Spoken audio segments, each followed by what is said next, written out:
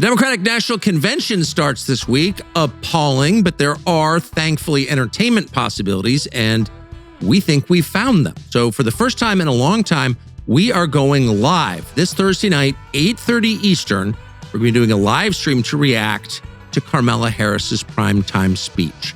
Great Jason Whitlock will join us in studio.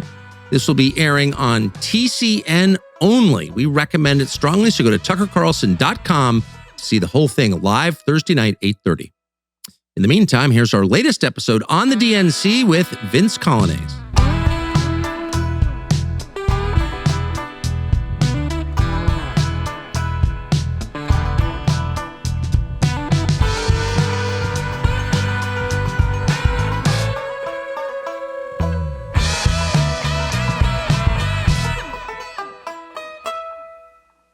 So someone just sent me video of the protesters outside the DNC. Yeah.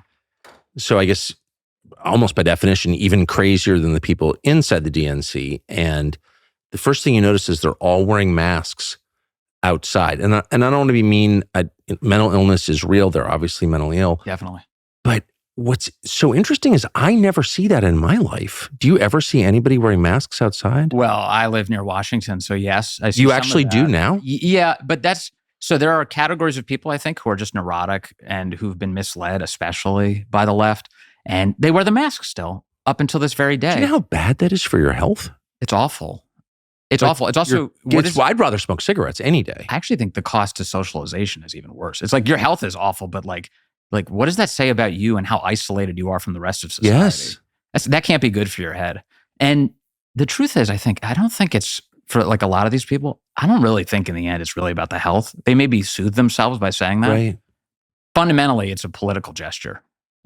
I'm a part of a club. It's a uniform. It's signaling you're with the left. And they're still doing it to this day. It's like crazy. I think I'm just too out of it. I mean, because I see that and I'm like, okay, especially if it's a man, you're totally emasculated and pathetic. Definitely. You have no self-respect at all. You hate yourself, and for good reason. That's the first thing I think. And with contempt, but also pity. Like, I just can't. Like, you actually see people with masks outside. Yeah, unfortunately. And I do think, like, the people that you're talking about outside the convention, that's also a means to commit a crime and get away with it. Well, that's right. That's really so.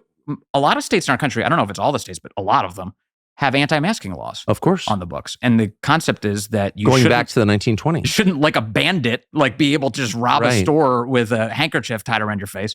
So they have anti-masking laws, which I think are still on the books, and no one's ever gotten rid of them. Those were anti-Klan laws, I think, in most places. Well, that would be a useful law in order to prevent that activity. So anyway, but these guys, and they commit crimes. It's the same. It's the true about Antifa. How often did we see a riot committed by Antifa where they destroyed things, where they killed people, where they burned down the 3rd precinct in Minneapolis, all of the chaos, and they're wearing masks in order to prevent people from knowing who they are so that they can be held accountable. And we accept it because the left says, well, mask wearing is necessary. I don't want to digress too much, which is a problem that I have, but did the FBI ever, I mean, I know we spent a lot of time tracing the roots of Christian nationalism and like scary middle-class grandmothers are still in jail from January 6th, et cetera, but did anybody in law enforcement ever get to the bottom of Antifa? No. And they've shown almost no interest in it. In Antifa? In fact, you remember came when to my house and threatened my wife, vandalized my house, killed a bunch of people around the country. Yeah.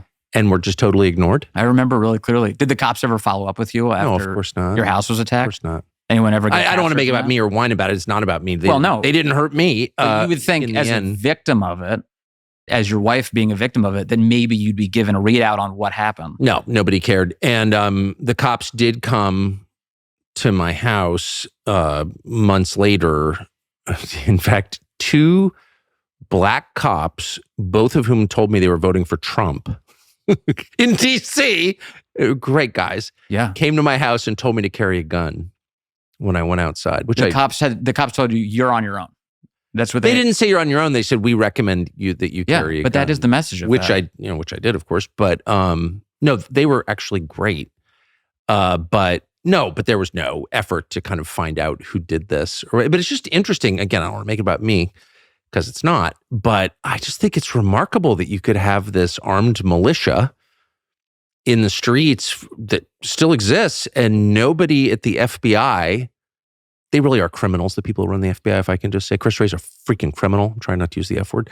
But they don't get to the bottom of it. Yeah. Well, just ask the crisis pregnancy centers around the country. So all the pro-life pregnancy centers, the ones who actually help mothers, yes, who actually provide diapers and formula, of course, and who work with them in the early stages of their child's children, life. Yeah, adoption. Like angels on earth. I've every single person I've interviewed who works with or for a crisis pregnancy center is, first of all, a lot better person than I am. Yes. And you can feel the spirituality come off of them. Yes, I totally agree. The goodness, yes. the innate goodness come off of them. And all of the crimes against those places, they don't get solved. In fact, they don't even get looked into in any meaningful way. And that includes firebombing, that includes vandalism, smashing windows, attacking these facilities.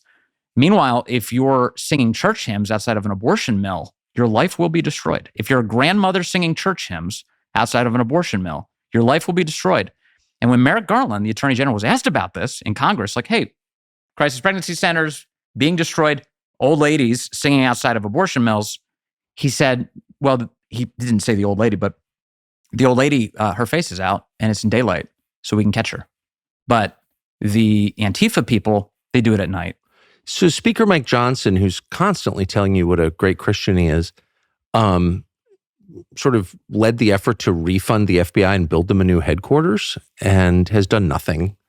I mean, the FBI is now a kind of anti-Christian secret police force, and the purportedly Christian Speaker of the House just sort of rubber stamps their funding every year, and nobody does anything about this. I mean, you can feel the frustration in my voice, I think. It's totally despicable, and I hate dwelling on that. I do too. Because what it starts to do is it creeps into your mind that none of it matters. Like you start becoming so fatalist about it. No, you know, it's so true. It's like I don't care whatever the outcome is. It's all going south. It's totally right. And I don't want to be tempted by that thought. Like I really don't. That's deep, actually. Yes. But it not that I have any idea what you're talking about, Vince. It drives me so crazy. No, I know. Which is why. Okay, so do you think Trump learned enough lessons from round one in order to do it differently in round two? I can't answer that question. You can't because you have no idea. I don't want to. You don't want to. You know, you hope so. I mean, I think like a lot of people, why am I talking? I'm here to interview you. But since you asked, I think like a lot of people, well, first of all, I really like Trump enormously as a person. B, I think that the alternative is so shocking that I've kind of put on pause all thoughts like the one you just raised. Exactly. Right. Because it's super clear what's going to happen if the Democratic Party holds power. It's not about Kamala Harris. She's not even, I don't think there's any evidence she's like an actual person. No. Right.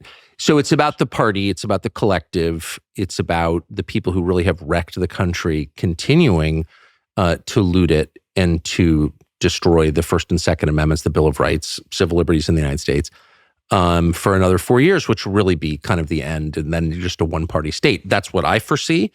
And that's just so bad that I'm not spending a ton of time thinking about like the question that you just raised. But, I hope so, for sure. Yeah, but first of all, the chances of both of these scenarios are very high. Like one where Kamala wins and we head for what you think is the end. Is it that dark for you? Do you think? Well, I have no idea. My ability to foresee the future is like non-existent. Every political call I've ever made is wrong. That's true. So, and that's true, by the way, of almost like literally everybody in politics. Yeah, and I also think, just judging from my own brief and not very exciting life, but one takeaway from it, though, after 55 years, is your victories turn out very often to be your losses, and your losses almost always turn out to be your victories. Yeah, and we don't see that as people. It's a consistent theme throughout history, throughout the Old and New Testaments. It's like just when you think everything is lost, that's the theme of Christianity. Out of being tortured to death, don't you feel like saved? So don't you feel like that happened in 2020? So in a sense, the losses of 2020 have definitely hardened like the world of normal people to the point that like they're not playing games anymore. They're not dressing up their language. They're being very clear about their thinking. Yes. They know where all of this is going. Right. They're not trying to suck up to everybody else. No, that's right. I mean, look, if we had to do 2020 over again, I don't want the outcome that we got. But I will say, it's made a lot of people better. And in fact, you and I have talked about It's made a lot of people better. That is absolutely right. The spiritual component, the religious component in the country took off in a way that I couldn't have foreseen. No, that's right. In 2020, don't you think? I felt it coming. I don't know why, but I am actually have not been surprised by it. I've been delighted to see it, but not surprised. But I do think that people I know, am really blessed to know, are all deeper and smarter and warmer with each other, more real with each other. More I love yous, more honesty. They're more intentional. Yeah, way more. So I just know from my own family, and I'm not talking about material prosperity, I just mean, I'm speaking only in terms of love, is so much stronger and happier, for after COVID, after the BLM riots, after all the sadness we've seen, after the clearly stolen election. All these bad things happen, but people I know love each other more. So yeah, no, you're absolutely, so I'm not going to even guess. I shouldn't even have said all that about the Democratic Party, because I don't know what's going to happen. Well, I guess if you take the long view, which as a Christian you should, if you take the long view, in the end, you're not really all that disturbed by the pace of this. I mean, you're disturbed on behalf of your family, of course. You care about your country. Right.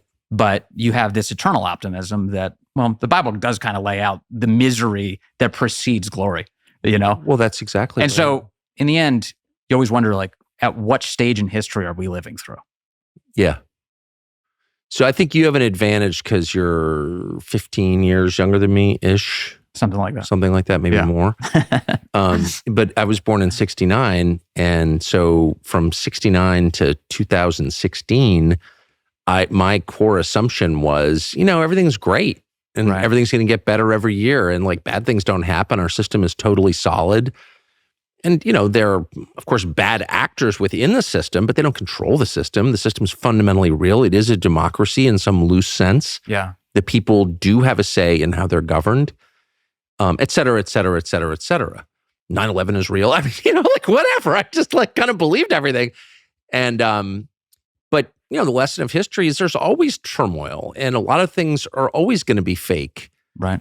And, the Lord of the earth is Satan. I mean, that's kind of right. And so it's just this is what it is. It's what it's always been. I just think people who are your age are less shocked by that than I am. Yeah. Yeah. My main impediment is just being shocked. I can't believe this is happening. Yeah, that's true. What? They're putting people in prison for praying at abortion clinics? What? They replaced Easter with Trans Visibility Day? I can't believe this. I know. Which is kind of I'm not a boomer, but it is kind of, thankfully I'm not a boomer, but it's kind of a boomer response. The opening ceremonies to the Olympics. Yeah. The fact that they would do a fake Last Supper with all trans people or drag people, it's does it get any more brazen? And they're like, oh, it's totally normal. What are you all complaining about? What? I mean, it is, they double barrel middle fingered every Christian on earth. Of course, because Christianity is the enemy. That's what they hate. That's what they actually hate. All the nonsense. We're here to help Black people. We're here to help trans people. We're here to help immigrants. You're not here to help anybody. You're here to oppose Christianity is what you're here to do. Period. That's their goal. Whether they know it or not. But don't listen to what they say. Watch what they do. For sure. So okay.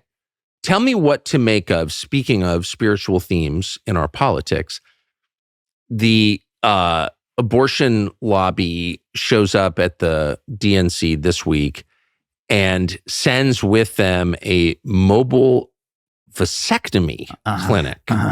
So you can get snipped if you want at the DNC. This at a time where the birth rate among native-born Americans is not way below replacement. Definitely. Not having babies. Yeah. Why would that be your priority? It's a death cult. It's a total death cult. I mean, look, at the bottom of every one of these policies that they pitch and they sell you as a good thing is human suffering. At the bottom of all of them. Yes. So a really good example of this is the climate stuff. So let's assume for a moment that all of their climate catastrophizing is correct. Yes. That it's our activity that's making the earth warmer. Okay. Well, it turns out that the warmer the planet is, the better it is for humans. Right. More humans survive in an environment where the earth is warmer. In fact, when the earth is colder, lots of people die. Lots of people die. And so, there's no challenge to that science whatsoever. It's totally clear. If it's a matter of like sea level rise, all this other stuff, we have like amazing alert systems, hurricanes. The reason people don't die to hurricanes is because we have such a far out advance notice that they're coming. Our buildings are so much more durable. They never talk about death counts, by the way, when they talk about hurricanes and what they're doing and the climate change. Way fewer people die due to hurricanes now. It's never at its core about human flourishing, ever. So if it's not about human flourishing, it's about the opposite. It's about death. They're totally fine with it. In fact, they view us as a cancer on the earth, at least the radical left's so-called environmental movement. And the abortion thing, it's a death cult. It's all sort of like pagan tribal religions have had death rituals. Of course, human sacrifice is the one constant. Yes. On my radio show, I refer to this as human sacrifice all the time because that's what it is. And it's breaking yourself of the spell of using their terminology is such a challenging thing to do because it's like everywhere. It surrounds you. It's like every newspaper you read, every television show you watch, every social media post you consume, lots of them in the past. They use like the language of the left as it's shifting, as it's modifying. And if you don't use the language, you're censored. So it's mind control, as you know. And so the obsession with death and advancing it as a social good is one of the most destructive things that any culture can do. And we're living through it. I mean, this abortion fetish is out of control. And you know what's even crazier is that the Kamala campaign, to the extent that one exists that has a policy agenda, that's their thing. They think that's their number one issue. Is abortion. Yeah. And they think that she's a great pitch woman for it. She's so good at an abortion. She's like, so how many abortions would equal freedom and happiness? We don't have enough abortions? No. But I always feel like in politics, effective politicians describe the future they will bring you if you vote for them. Yeah. You vote for me and you get a new car. Fine, I get that. But when you run on abortion, it's like we have hundreds of thousands of abortions every year. Hundreds and hundreds of thousands of abortions every year. So how many more until we're happy? I mean, some years we've had, I think, in the vicinity of 1 million abortions a year, which for those people who pay attention to immigration, that's about the number of legal immigrants we bring into the country every year. So we're aborting 1 million Americans and then importing 1 million workers each year, give or take. Right. That number changes. And it's super disheartening because it's like, well, first of all, you're killing off the next generation of the people who have a vested interest in this country. And then you're importing people who don't at all. And no tie to its history at all, or to its systems, or to its creed. Yeah, it's not. To its culture, to its language. They're not even bothering themselves with that question. It's like a sensible immigration system would actually be predicated on those questions. Right. What can you contribute? How much do you adhere? Are you going to assimilate? Are you going to buy into our culture and creed? Those are the core questions of how you compose a country and allow immigration at the same time. They're eliding those. Who cares? Just bring everybody in. And forget legal. We'll establish an app south of our border. You just, like an Uber, you just sign up to come into the country and the Biden administration will human traffic you in. Yes. Which is what they're doing at your expense. Isn't that wild?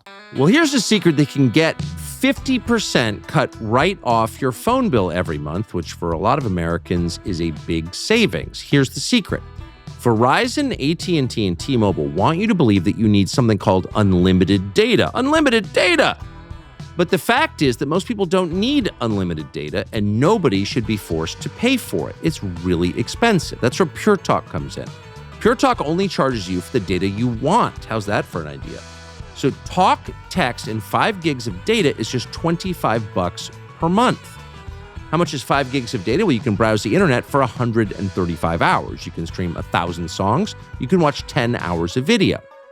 So you're probably overpaying for what you use. You don't have to anymore. Switch to Pure Talk on America's most dependable 5G network for just $25 a month. And you can feel good about it because Pure Talk is proudly veteran-led and supports American jobs. Their whole customer service team is here in the United States of America, where you live. There's no offshoring. The average family saves almost $1,000 a year by switching to Pure Talk. There's no contract, no cancellation fees. There's a 30-day money-day-back guarantee. It makes switching wireless companies easy. So go to puretalk.com/Tucker and you save an additional 50% off your very first month. That's puretalk.com/Tucker to switch your cell phone service to a company you can be proud and happy to do business with. And then convincing Americans that having children is like the worst thing that they could ever do. Yeah. Who would get a vasectomy at the DNC? That component of this is the part that makes me think that Turning Point is paying for it or something. Like somebody set up, like a right-wing group set up a vasectomy machine outside of the DNC is pretty funny. But I don't know. I mean, the left has been obsessed with abortion for years, and birth control. It hasn't diminished the number of people who buy into the storyline. It's just so interesting. I mean, I've been pro-life, since my 20s anyway. When I had kids and really thought about it. Yeah. Even before then. But I never really connected that to birth control. I mean, I'm Protestant. I never had any problem with birth control, practice birth control. But, I'm not even sure what I think of it now, but I know what I think of people who are obsessed with preventing conception and childbirth. Yeah. Like, what is that? Why the obsession? Yeah. They're obsessed with it, and then they pretend that there's like no moral qualms about it. Well, they're obsessed with it, and then they pretend that everyone else is like, you're obsessed with controlling women's bodies. No, I appreciate women's bodies. I don't really want to control anybody. It's stupid, but that's misdirection, of course. It is it has nothing to do with that. That's like putting the debate in a place that they feel that they can have it safely. But like if you were for it, and there are a limited number of people who I've heard make honest arguments, like, yeah, it's extinguishing a human life. Like a human life dies. Yeah. But I think it's worth it. They try and, at least that person is being honest about what's happening. Yeah. At least that's an honest conversation. Instead, with the left, that's just like, you'd be like, okay, well, we want to pass a law to prevent late-term abortions. No late-term abortions, which, by the way, the whole country agrees that no babies should be killed in the third trimester. That's a terrible time to do that. It's always a terrible time, but that's where the public thinks. A child who can live outside the womb? Yes. And so what the left says is, oh, that never happens. Or they'll say, oh, it only happens in very rare circumstances where the life of the mother's on the line. Really? Because actually, that's bullshit. Yeah. That's total bullshit. And the reason I know that is because the Guttmacher Institute, which is the leading gatherer of abortion statistics on behalf of the abortion industry, says that the majority of abortions that take place late term are healthy babies, healthy mothers. Healthy babies, healthy mothers, the majority. Nobody knows this because the media doesn't tell you that.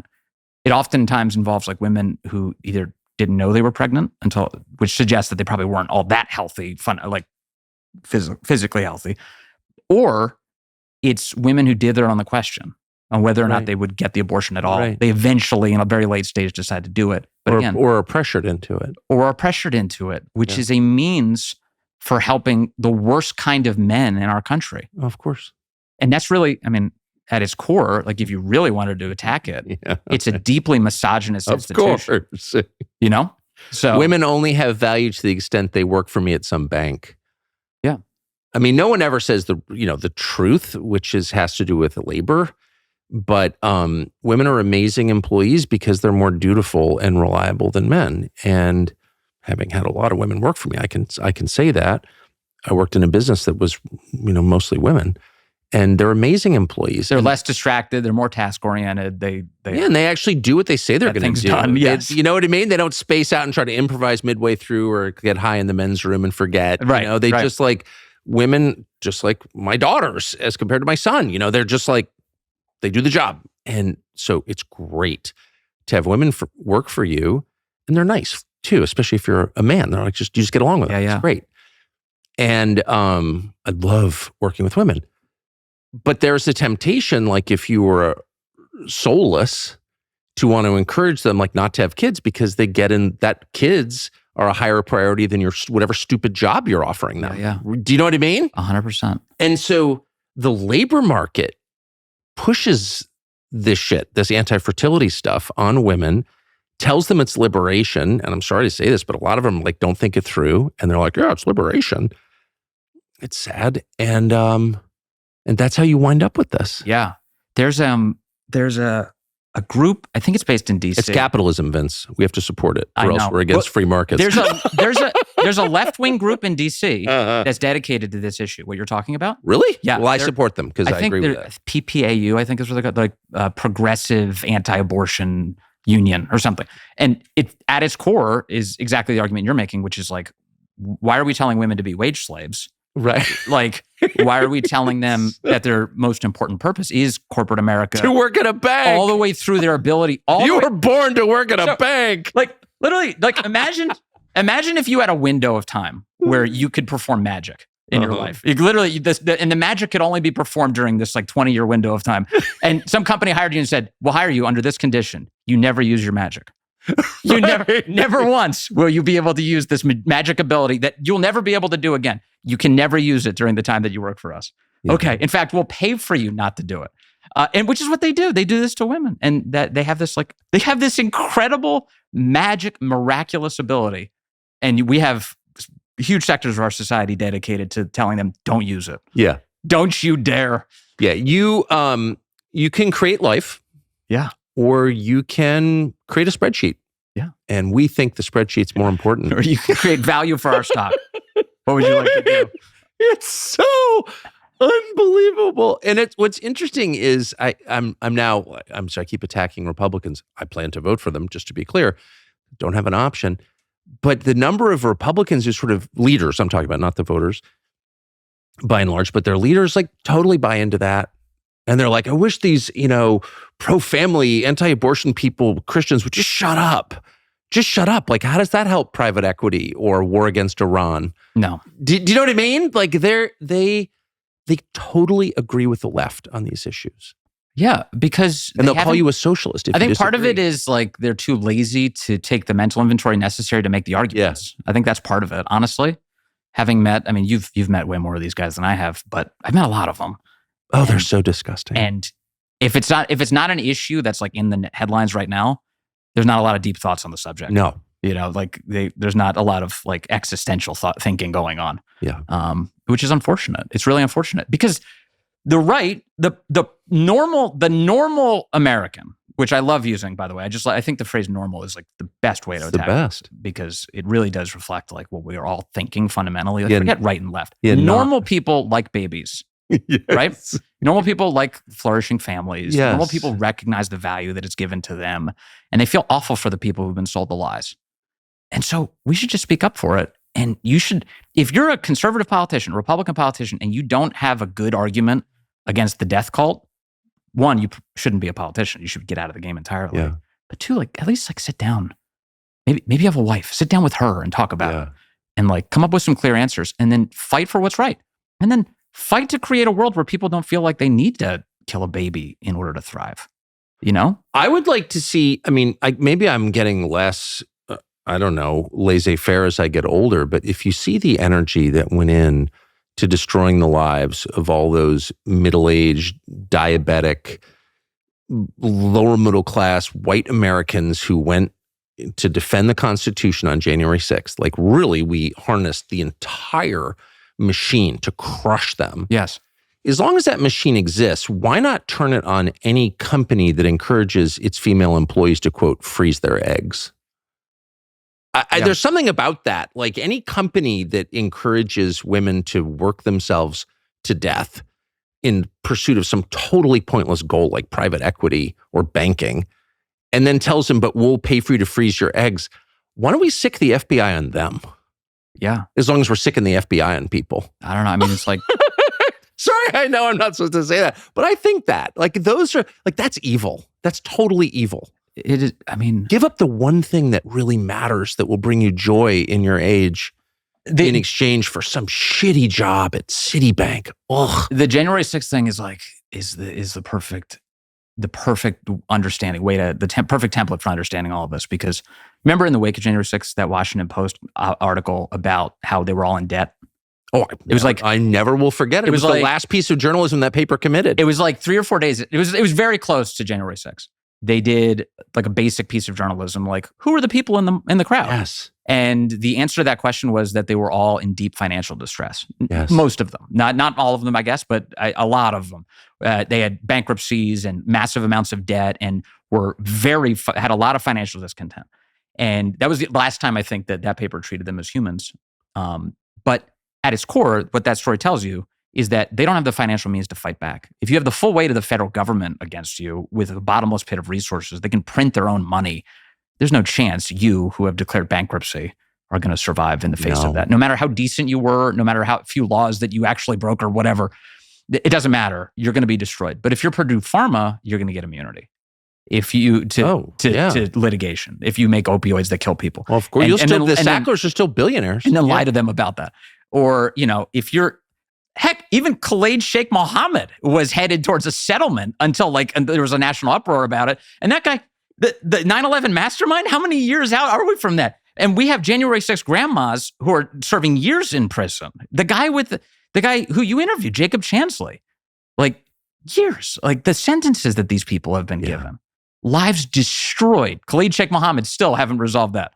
The 9/11 attacks. It's crazy. Have we, so we got Kevin McCarthy, the former kind of mediocre speaker who is now much missed by me, to give up some of the 9/11 footage right before I got fired. But the January 6th footage. Rather, the January 6th. Did I say 9/11? Yeah. I was like, wow, that's a story. Tell me. Yeah, that is a story. Why are there any 9/11 documents still classified? What is that? Why are there any JFK documents still classified? Well, you know why. To protect people who lied about those events. But anyway, back to January 6th. Sorry. Why are we going to have to wait, 61 years to see the rest of the January 6th footage? It's been almost 4 years. Yeah. So why is the Republican speaker continuing to hold all of this footage? Why not make it all public? Sometimes I think that they get so obsessed with controlling the storylines. Mm-hmm. They're not even good at it, though. That's but it's well, we can't let that become the story because that could be a cost to us. I'm like, I don't know. What is the evidence that you're great at this? What evidence should exist that demonstrates that you are the person that we should rely on to set the timeline for when the public finds out this stuff? Yeah. That's idiotic. And I'd happen to believe that telling the truth is the most important thing, because the more you do that, so long as you actually believe in our system as a place where the voters get to say, they have to have that in order to make those decisions. Of course. That's it. That's the whole ballgame. You can't have democracy with censorship, period. Can I know you don't want me to ask you too many questions, but let me ask you one, at least. The fact that they replaced Biden made me a little bit hopeful that the election isn't quite as rigged as you might expect. In other words, they were so concerned that the voters really would have their say with Biden in office that they replaced him. They said, we can't, this is too much. And I've talked about this with friends on the right, and some of them are under the opinion that, oh no, it was too obvious. So if they're going to rig the election, it'd be too obvious because nobody likes Biden and they don't want to give away entirely that it was rigged. That's kind of the way that they explain this away. I think that's wrong, because the left is completely brazen about their lies. I don't think they would pause for a moment to be like, oh no, the public thinks it's rigged because Biden got reelected. Yes. I actually think that, at least at this moment, that voters, kind of like the way Trump is saying, if they can make it too big to rig, they really do have a say right now, which is why the info war continues, the battle, as Alex Jones says. But the battle over the voters' minds is still so intense. It suggests to me very strongly that the election system really does work, at least to an extent. But I think that's true in any system. I mean, what's so striking to me is how, just having traveled a lot and looked at a lot of different systems around the world, is there really are no purely totalitarian countries or systems, and never have been. I mean, Stalin, who is about as close to an absolute dictator, Mao, same, as the world has ever seen. Both of those regimes spent a huge amount of time and money on propaganda. Even though they had absolute power, they could kill anyone they wanted. Mm-hmm.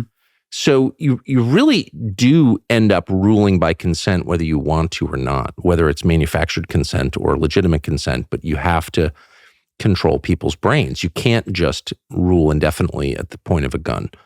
So, I think you make a good point. I want the people in charge to at least try to convince me. Yeah. Because that shows respect. Yeah.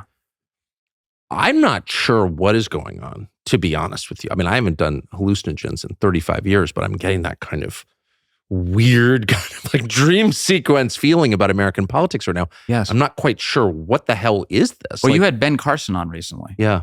And he said something What a wonderful that stuck man. with me. I love Ben Carson. Yeah. He's a great human being. And Agree. he's the perfect case study in the way that the media will destroy you as soon as you turn against their interests. Yes.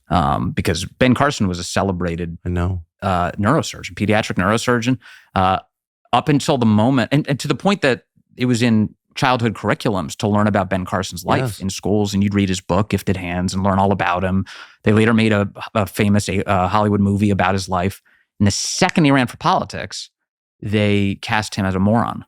He's an idiot. He's an idiot. He's so stupid. He messed up brain surgeries all the time. Right? You started seeing all these like stories come out, and he was heralded by places like the New York Times, and then of course, and then after that, eviscerated the second he declared interest in Republican politics, and the second, especially, that he spoke up on behalf of life.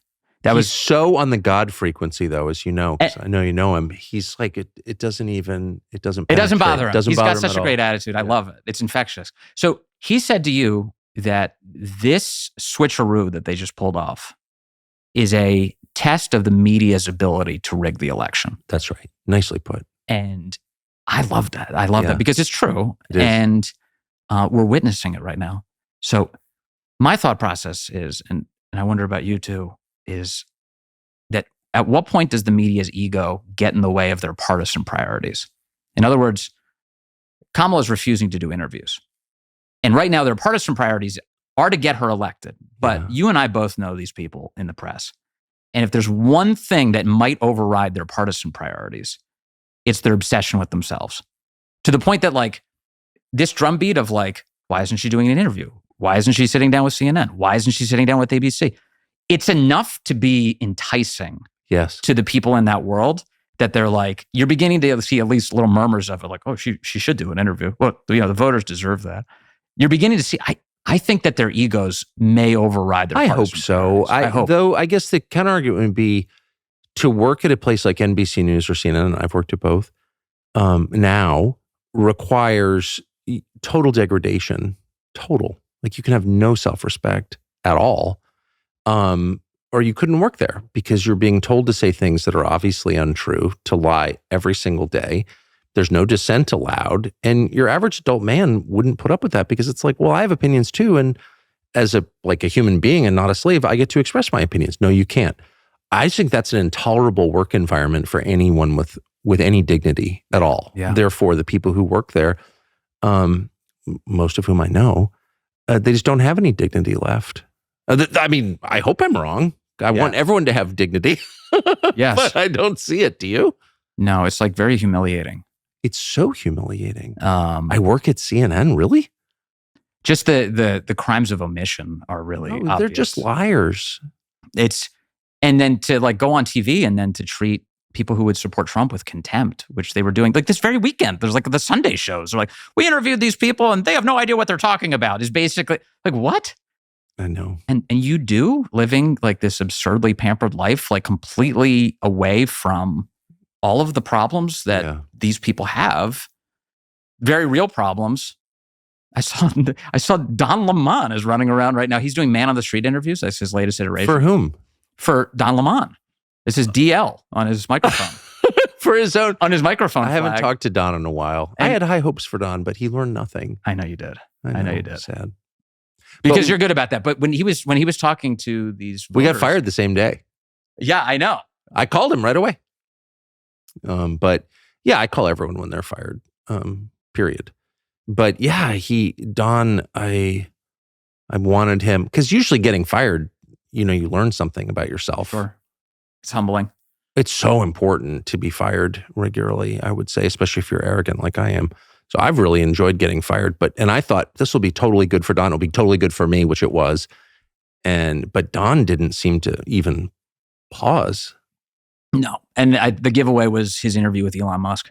It was a total disaster because he refused to take any inventory of his priors. It was entirely a political, like partisan talking points exercise. It was really embarrassing, actually, because if Don Lemon, I want to get back to his man on the street thing in a minute, but Don Lemon, like a decade ago, was willing to say things on television that his network didn't agree with. Yes. And there's like this famous Morgan Freeman interview he did where the two of them were sitting around talking about how obsessing over race actually exacerbates racial division in the country. That's and for we sure. should stop doing that. That's what the two of them sitting there agreeing on that subject. I was like, what happened to that guy? He just sold out, I guess. This from afar, I don't know him. But how can you get fired if you're Don Lemon and you get, you're hired at CNN, you're gay, you're black, you obviously can never be fired, obviously, because you can't fire someone in those categories. Ask anyone who runs a business. You can't, you're afraid to. And they fire you anyway. Then at least part of you has to think like, how did I get fired? Like, what did I do wrong? I must have played some role in this.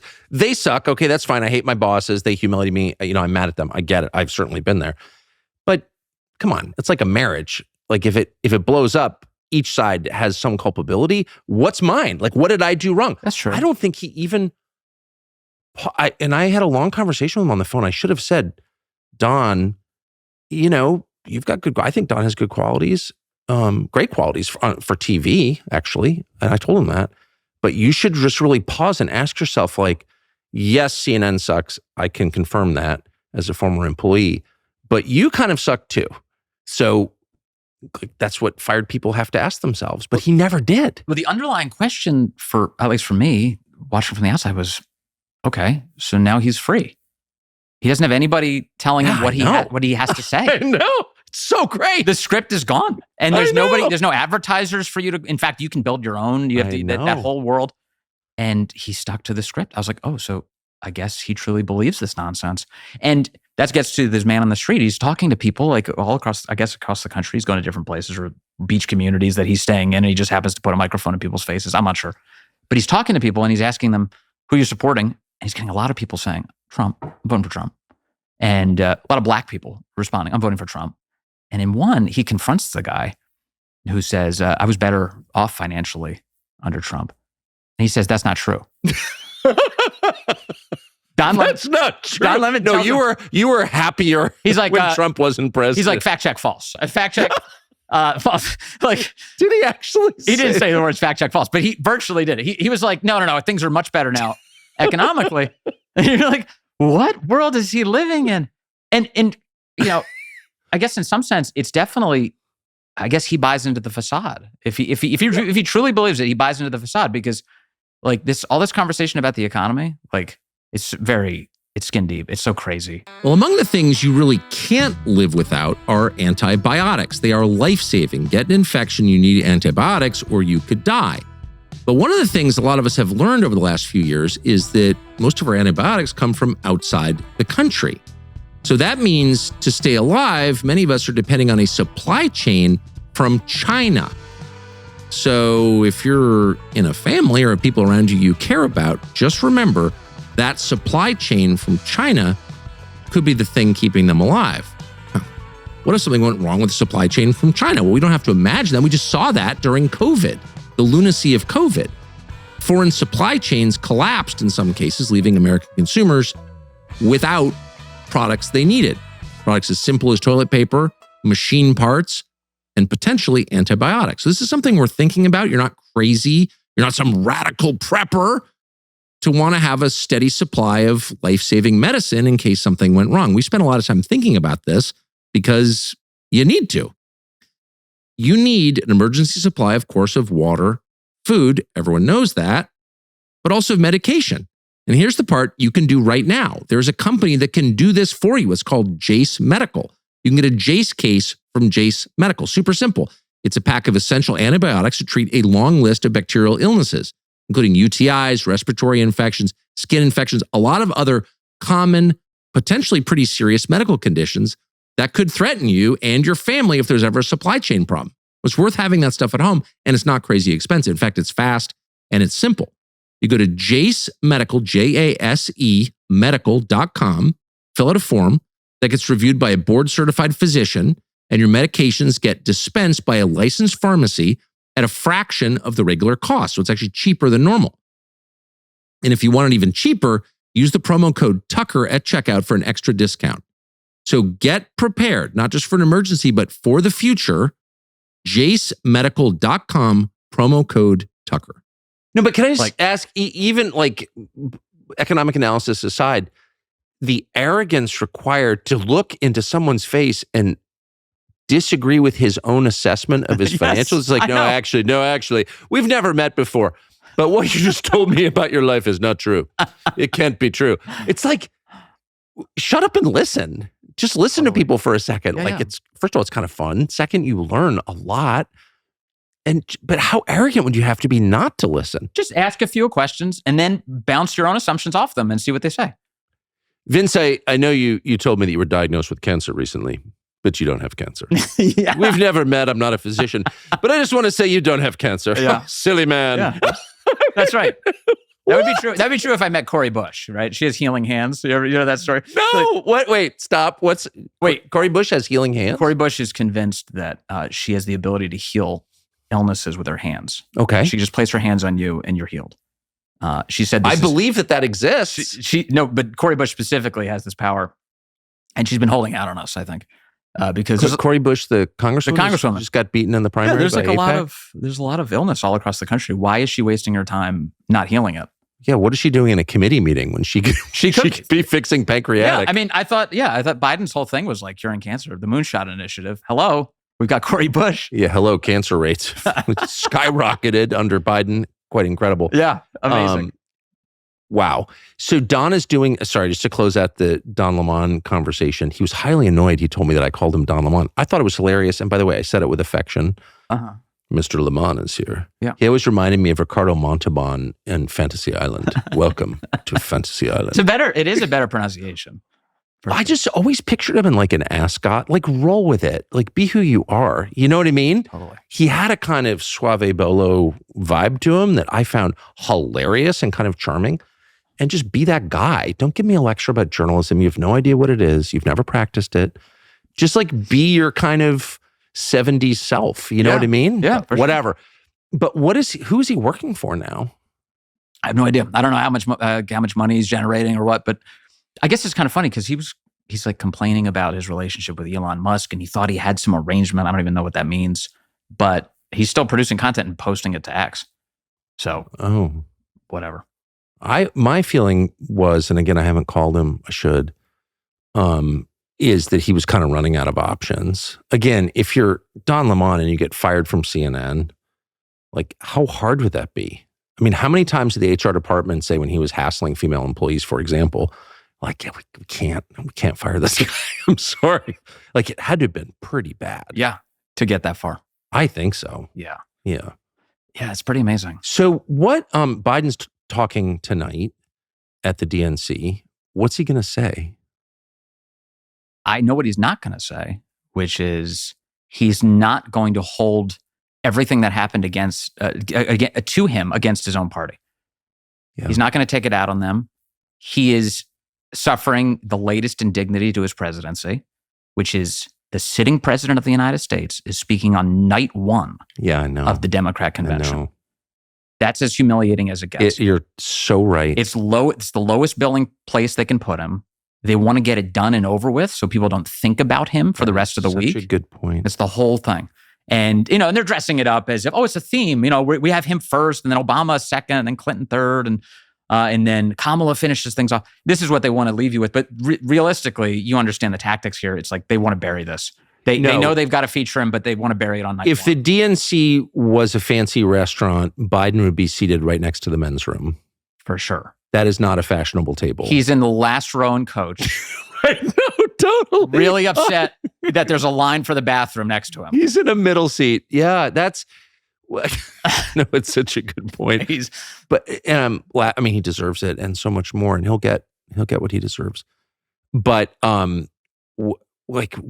it does seem like prerequisite for party membership is being willing to set aside your own interests, your own self-respect, your own dignity on behalf of the collective. Yeah. I mean, how bitter do you think he is about this in real life?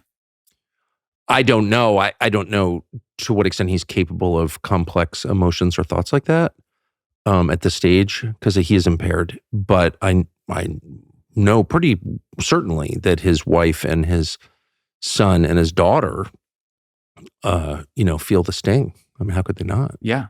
Guy's president of the United States. He is still president, right? But then Obama stabbed him in the back. and in the front. And, Nancy Pelosi stabbed him. They all did. They swooped in and they took him out. And they're not really ashamed of it at all. They're like, they're pretty nakedly brazen about it.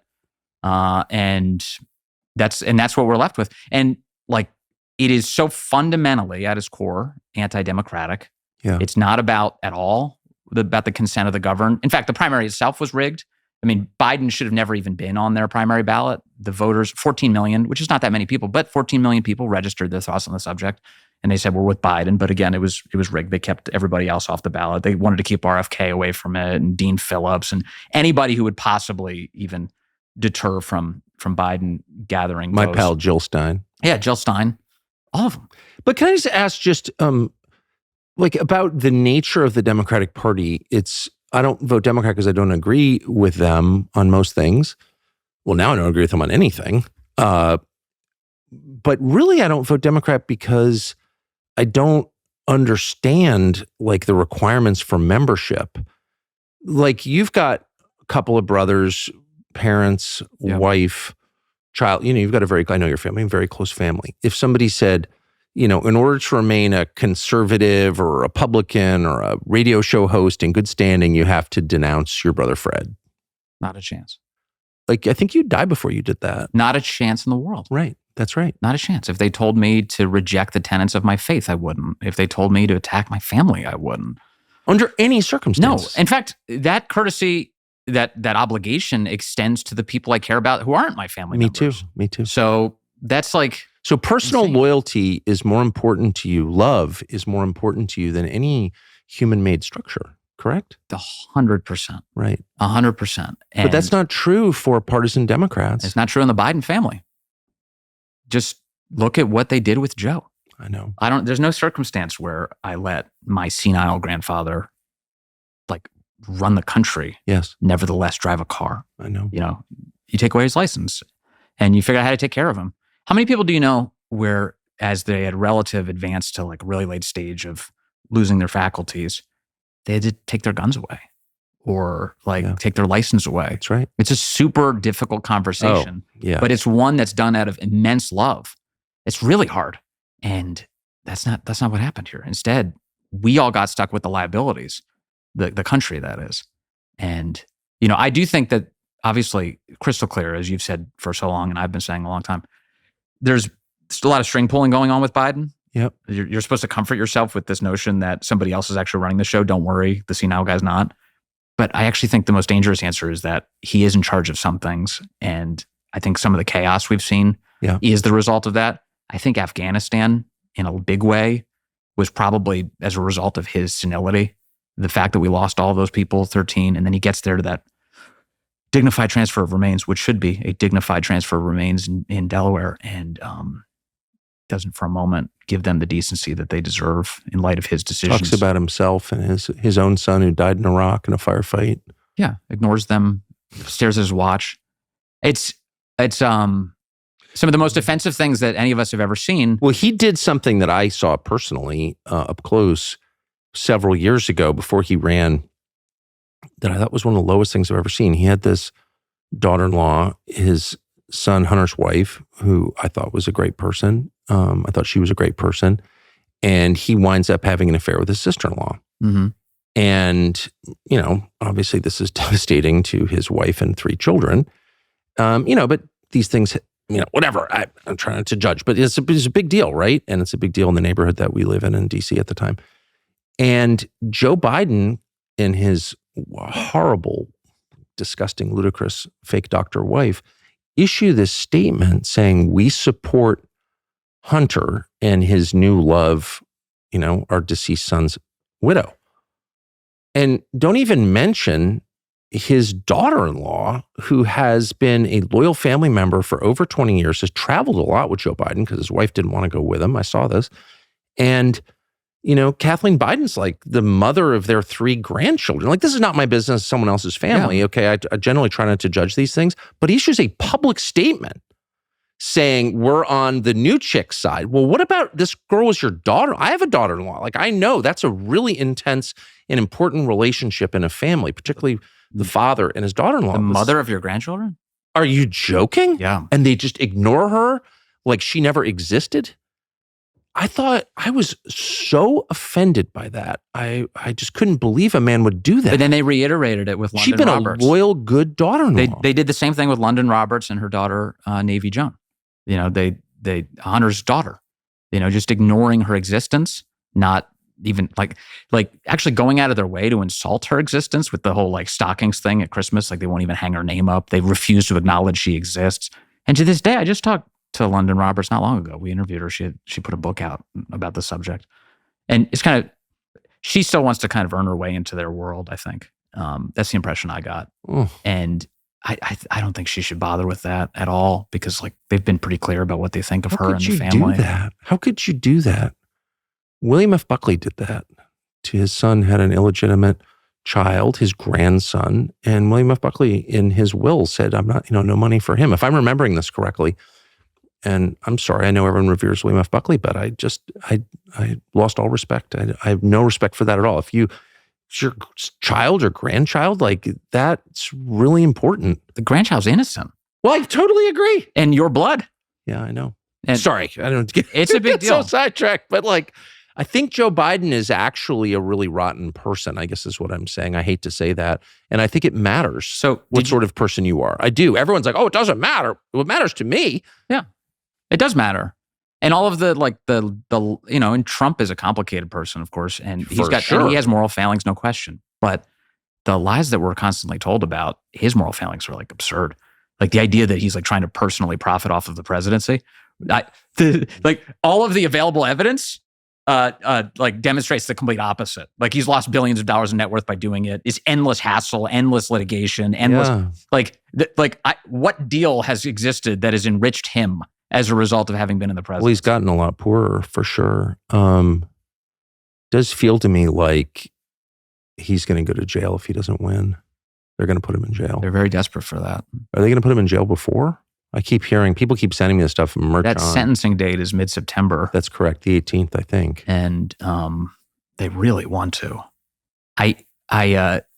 This will come down to, I think, a political assessment, because they don't want to martyr him ahead of it. So putting a man in jail 2 months, 8 weeks before a presidential election? No, that's right. On fake charges? That's right. Yeah. But that judge, remember, he kept threatening him with all these gag orders and saying, oh, you violated it, but he never quite put him in jail, even though he was constantly hanging that threat out there. I think it's because they became aware during the trial that this was backfiring politically. So it wasn't just Biden self-immolating. It was that the public started becoming convinced that Trump really is a victim of a rigged system. And that was showing up in the polls throughout that process. And so they have to be cognizant of this. Now, I won't put it past them to do something tyrannical that's against their political interests, because they have this overriding They can't control desire. themselves. Yeah, but it's one of the factors. It's so unfortunate that that's it. That's what it's all about. It's hard to believe. Yeah, I guess this is the disadvantage, as I said earlier, of age. It's like I refuse to believe that could even happen in the United States. But if it did, I think we could wind up. I mean, that close to the election, I don't know if they'll do it. But here's the thing that still amazes me. July 13th, Trump was shot in the head this year, in case you were forgetting. The news cycle lasted maybe a week, maybe 2 on that subject, and it's evaporated. It's gone. I know how quickly news cycles move, so and the desire not to talk about that, I could smell it coming 1,000 miles away. I knew that they would move on from that. The Trump people didn't want to talk about it, to be honest. But Biden's Secret Service allowed Trump to get shot in the face. They allowed it, whether intentionally or not. So like, why is that not the biggest story in the world? But you would think it would be the biggest story all the way through the election. In once again, normal America, if a presidential candidate gets shot in the head, you would think that the overflowing of sympathy and certainly all of the media attention on that subject would basically put him on a glide path to the election.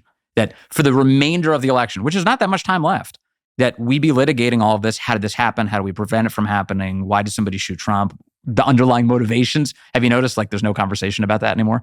The motive question disappeared in 5 seconds. It was like the Vegas shooter. It disappeared. Well, he was just your average 20-year-old with no social media profile whatsoever. Yeah. No motive at all. No one helped him do it. And there was no real security failure at all. You just couldn't put an agent on a roof with a pitch that steep. It's just, it's pretty conventional stuff. 140 yards from the stage. Yeah. But you saw the Biden administration allow an assassination attempt, a shooting.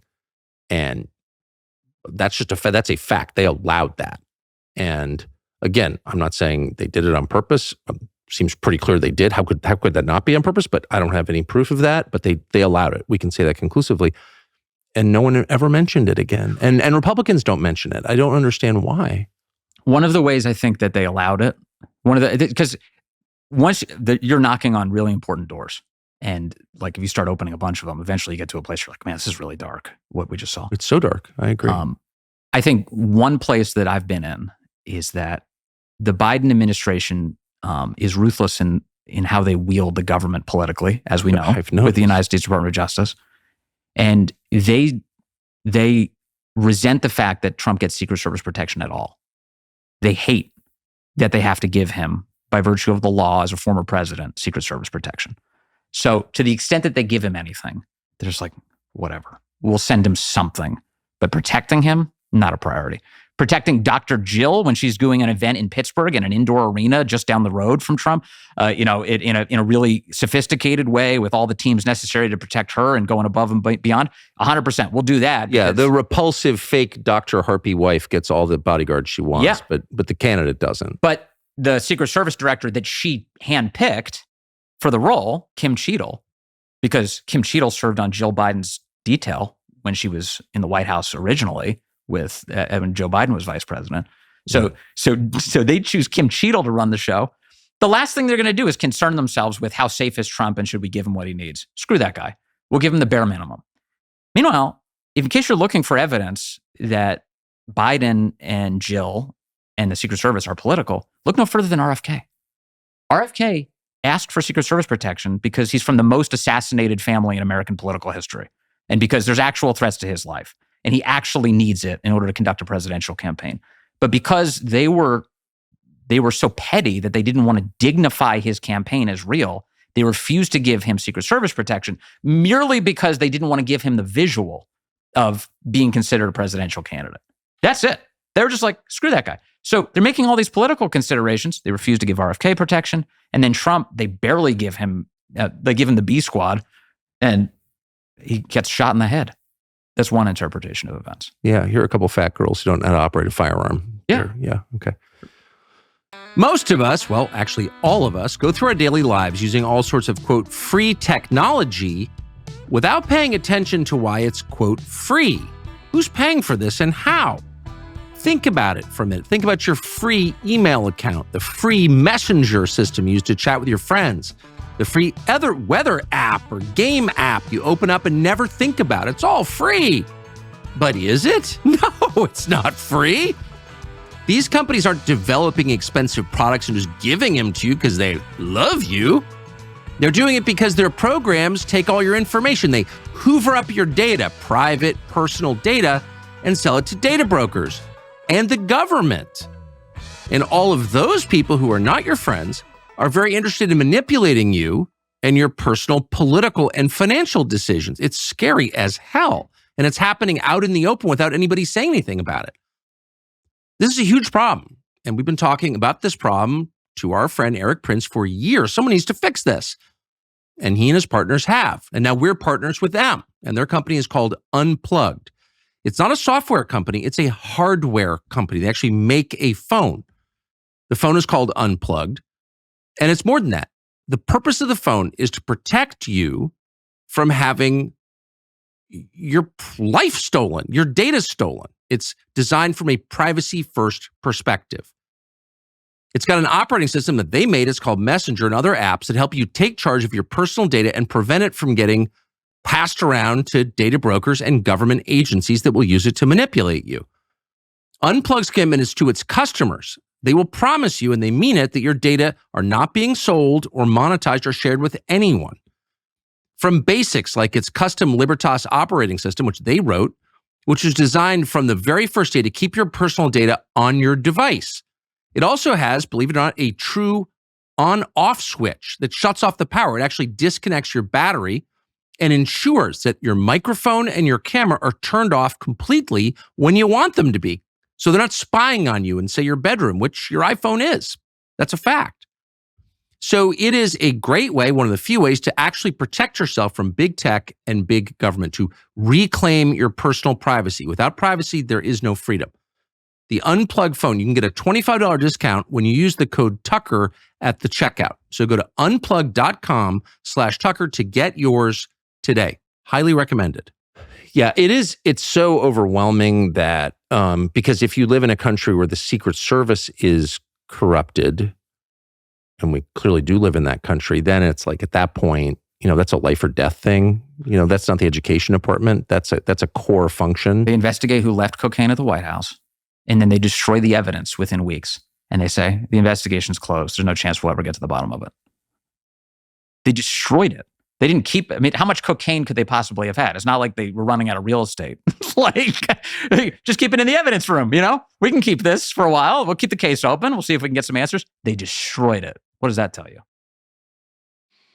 Yeah, it tells you that maybe the agencies that can never be corrupted no matter what, that have to remain as pure as any government agency can remain pure, have been totally, so that would include, I'm sorry to say it in your presence, I know you're a product of a military family, but DOD, FBI, and Secret Service, and of course, CIA and DIA. And they're working really hard to do it to the Supreme Court right now. Oh, I know. They're working very hard to corrupt that institution because it's not serving their power interests, at least not to the extent that they want it to. And so that needs to be corrupted too. It's a virus, and it just keeps on spreading. It just keeps spreading. And now they're using Kamala as the vehicle for all of this. And she is so dumb. She's shockingly dumb. Is she? You can tell. Can't you tell? Well, she seems well, she's dumb in a she's socially dumb. She doesn't know how to communicate with people. Yes. Like human beings are alien to her. Yes. And she really doesn't have time for them. And she tries to figure out a way to condescend to them, and then she just ends up speaking in circles. Yes. Because she doesn't actually know how to communicate. Well, she kissed her husband with a mask on. Yeah. And, as a married person, I looked at that and I was like, there's kind of no explaining that. That is sort of the end of any potential respect I had for you. Kiss your husband with a mask on? And Tim Walz shakes his wife's hand on stage. Well, Tim Walz. I mean, yeah. Come on now. Walz out for Kamala. No. Yeah. I mean, Tim Walz. I'm sorry. That it's so funny to live in a society where you have to deny obvious things. I look at Tim Walz and I'm like, oh, I know exactly who you are. Instantly. I went to boarding school. I know who Tim Walz is. Big time. And you can't, I don't have zero actual evidence, but having spent 4 years in a New England boarding school in the 80s, you know his type. Are you kidding? Oh, yes. Oh, I had a couple doormasters like Tim Walz for sure. Well, he did show up in your room late night drunk to talk about stuff. Yeah. He's absurd. He's a cartoon character in so many ways. A tyrannical cartoon character. Of course. So he did start the gay club at his high school. Oh, I'm very aware of that. Started what is it? Gay Straight Alliance. The Gay Straight Alliance. Yeah. Totally normal. He was just sick of bullying. He just couldn't handle the bullying, Vince. Yeah, he was just pretty sure. It's just so funny. That's funny for a guy who shot his own residents with paintballs for standing on their porch. Uh-huh. And who established a snitch line during COVID for non-compliance with. It's all of a piece. I would say it's all very consistent with what I remember. Oh, I could tell you stories. It was whatever. I can't even get into this. But the bottom line is, I look at Tim Walz and I'm like, I know exactly. You could have been the dorm master on my hall in 1984. Getting all the boys to let's go boxing Sunday morning. Here's our special athletic supporter that you have to wear. But he's a very deceptive human being. Oh, everything about him is. Does anyone else notice this about Tim Walz? Is this?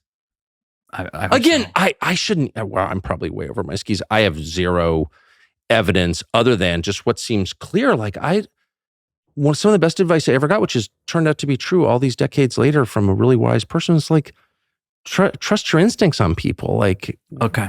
I mean, he allowed American cities to burn to the ground. I think you can mock him a little bit. I think that's allowed for being. I know you phony. just hate to say things that you can't. I'm doing heavy implication here, but the guy, there's something wrong with the guy. I guess that's just really obvious. Does it matter? He's the running mate. He's the beta. He's in the bitch seat. Does it actually matter politically? Probably not. Maybe, but maybe I just don't want somebody working out their issues while trying to take charge of the country. Well, the whole thing. These people are all freaks. There's not like one person who has a normal, happy personal life. Like, and by the way, there are very few on the Republican side. JD Vance is one of them, which is one of the reasons I was so enthusiastic. The guy was a pretty normal guy, actually.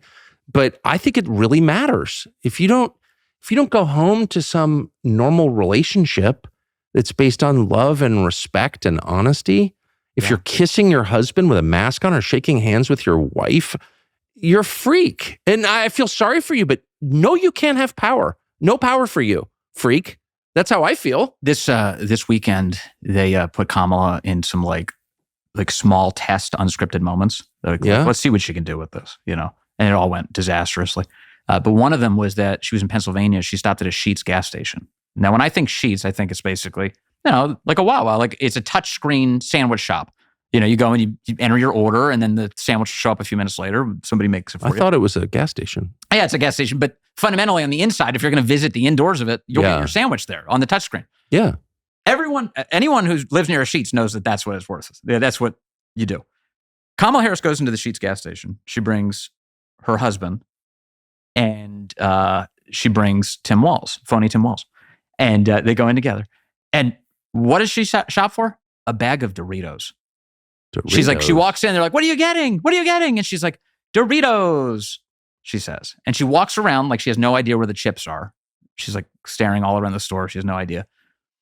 And her husband grabs it and she goes, oh, Dougie. And she reaches and she grabs the bag. She pulls them away. She's like, I'll take those. And she rips them out of her hand, rips the Doritos out of his hands and then cackles. And she walks off. Everything about it felt so completely unnatural and contrived. Well, I think I've only been to Sheetz a few times, but the one thing I remember about Sheetz, they have one of the world's, second to Buc-ee's, but one of the world's largest selections of chewing tobacco. Uh-huh. Every kind of dip, like ever, including like some you've never, pomegranate flavored or whatever. I always buy a 10 or 2 there. Uh-huh. I don't know how you could pass by the extensive snuff selection to buy Doritos. Like that itself is disqualifying. Yeah, and they're not even Cool Ranch.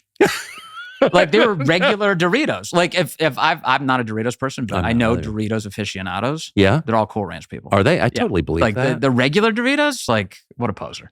And she has no idea what she's doing. And by the way, you're making me think. I want to see her in Buc-ee's. I want to see the Kamala Harris Buc-ee's fusion experience. I'd love to. I doubt there are many people in Buc-ee's. Buc-ee's is a truck stop. In Amazing. Texas. I think it's moved to Florida. It's all now. over the place now. Right. And they have more gas station bays than any other conventional. And the cleanest bathrooms, most famously, a candy selection. I was in there late night. You can buy artwork in the bathrooms. For real? Yeah. The walls leading into all the bathrooms, they have artwork on the wall with prices. So when you're in the bathroom, you can choose art and buy it off the wall. Wow. It's pretty cool. Yeah, it's a cool place. They make beef jerky and all the fudge you could possibly eat and all the barbecue you could possibly Tell me about it. I was in a Buc-ee's. We were doing a book tour in like 2018 maybe. And I was on the road. Emily Lynn is sitting right there. And I had the driver pull over into Buc-ee's like 3 a.m. We're driving from like Dallas to Houston. Yeah.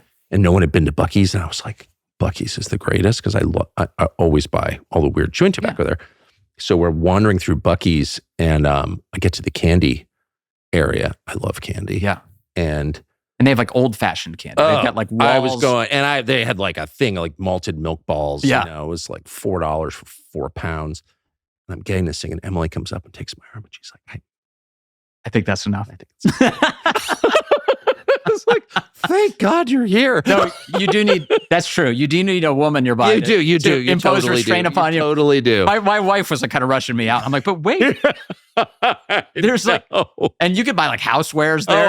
Oh, 100%. Yeah. So, and then I would get distracted. Mesquite, barbecue, charcoal. I mean, And I had my dog in the car with me. We were traveling and we just, this past week or so.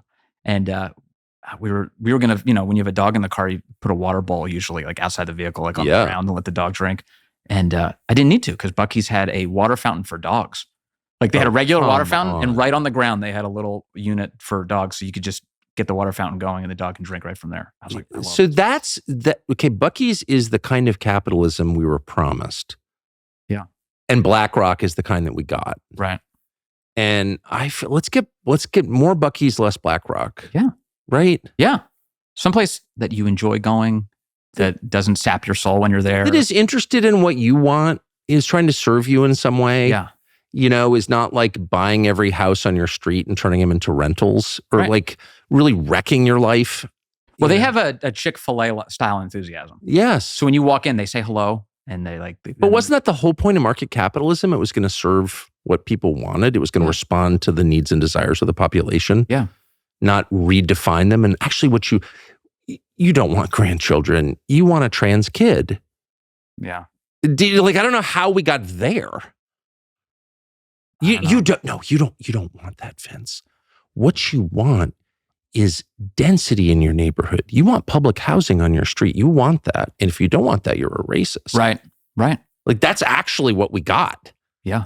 Yeah. We got gay race communism, but it was supposed to be Buc-ee's with like super clean bathrooms and dog water fountains and like massive malted milk ball supplies and like every kind of dip. Not just, Skoal and Copenhagen, but like getting into the serious esoteric chewing tobaccos. That's right. A chewing tobacco for every man. Yeah, with no lecturing about it either. No, not at all. Yeah, I'd like the kiwi fruit dip. Oh, okay, coming right up, sir. Like that's awesome. That is awesome, and no judgment. I mean, yeah, I don't know. I mean, you talk about this a lot, but I just spent the last almost 2 weeks driving through most of East Coast America. I was all the way up from Maine to Florida, back and forth. Did you really? Yeah. And what did you think? I felt sadness for a lot of what I saw. I love the country, so I found so much of it to be beautiful. And you grew up. Your dad was a Marine Corps officer. You grew up everywhere. Yeah, most of the East Coast. Hawaii was our one detour away from that. But almost the East Coast my entire life. And the country is beautiful. I love driving through it. I love seeing how much, there's so much land and there's so much to drive through, and really neat and cool people. But then like you see so many communities where things are like completely falling apart. Completely. And like, what were the signs of that? Like all of the elements get through your home. The roofs are falling apart. The water clearly must pour in every time it rains. Seriously. Yeah. So it's not just you like saw junkies at a gas station. It's like you saw people with holes in their roofs. Yeah. Yeah. All over the place. Like actual poverty. If there's a hole in your roof, you're impoverished. I think we can say that. If your house is leaning over, you've got a real issue. Like you live in a death trap. So, there's a lot of that out there. And and I saw, by the way, in a lot of those yards, I saw Trump flags as a political measure. So we're paying for the pensions, the guaranteed retirement of bureaucrats in the Ukraine who work for the corrupt government of Ukraine, run by the anti-American, anti-Christian Zelensky. We're paying their retirement. We're paying the civil servants of Ukraine. The whole government. Yeah. Everybody. But we're paying for businesses in Ukraine to stay open. Really? Yeah, I'm almost. I got to go back to my notes, but I had a piece a while ago about this, and I keep notes every day for my radio show. And I remember I shared this on the air that we were paying, I think, subsidies to keep small businesses open in Ukraine. So yeah, we're paying for everything. It's so grotesque; it's hard to metabolize it. But you drove through our own country in the last 2 weeks, and you see people who don't have patched roofs. Yeah. And so, like, the country's not doing well is an understatement.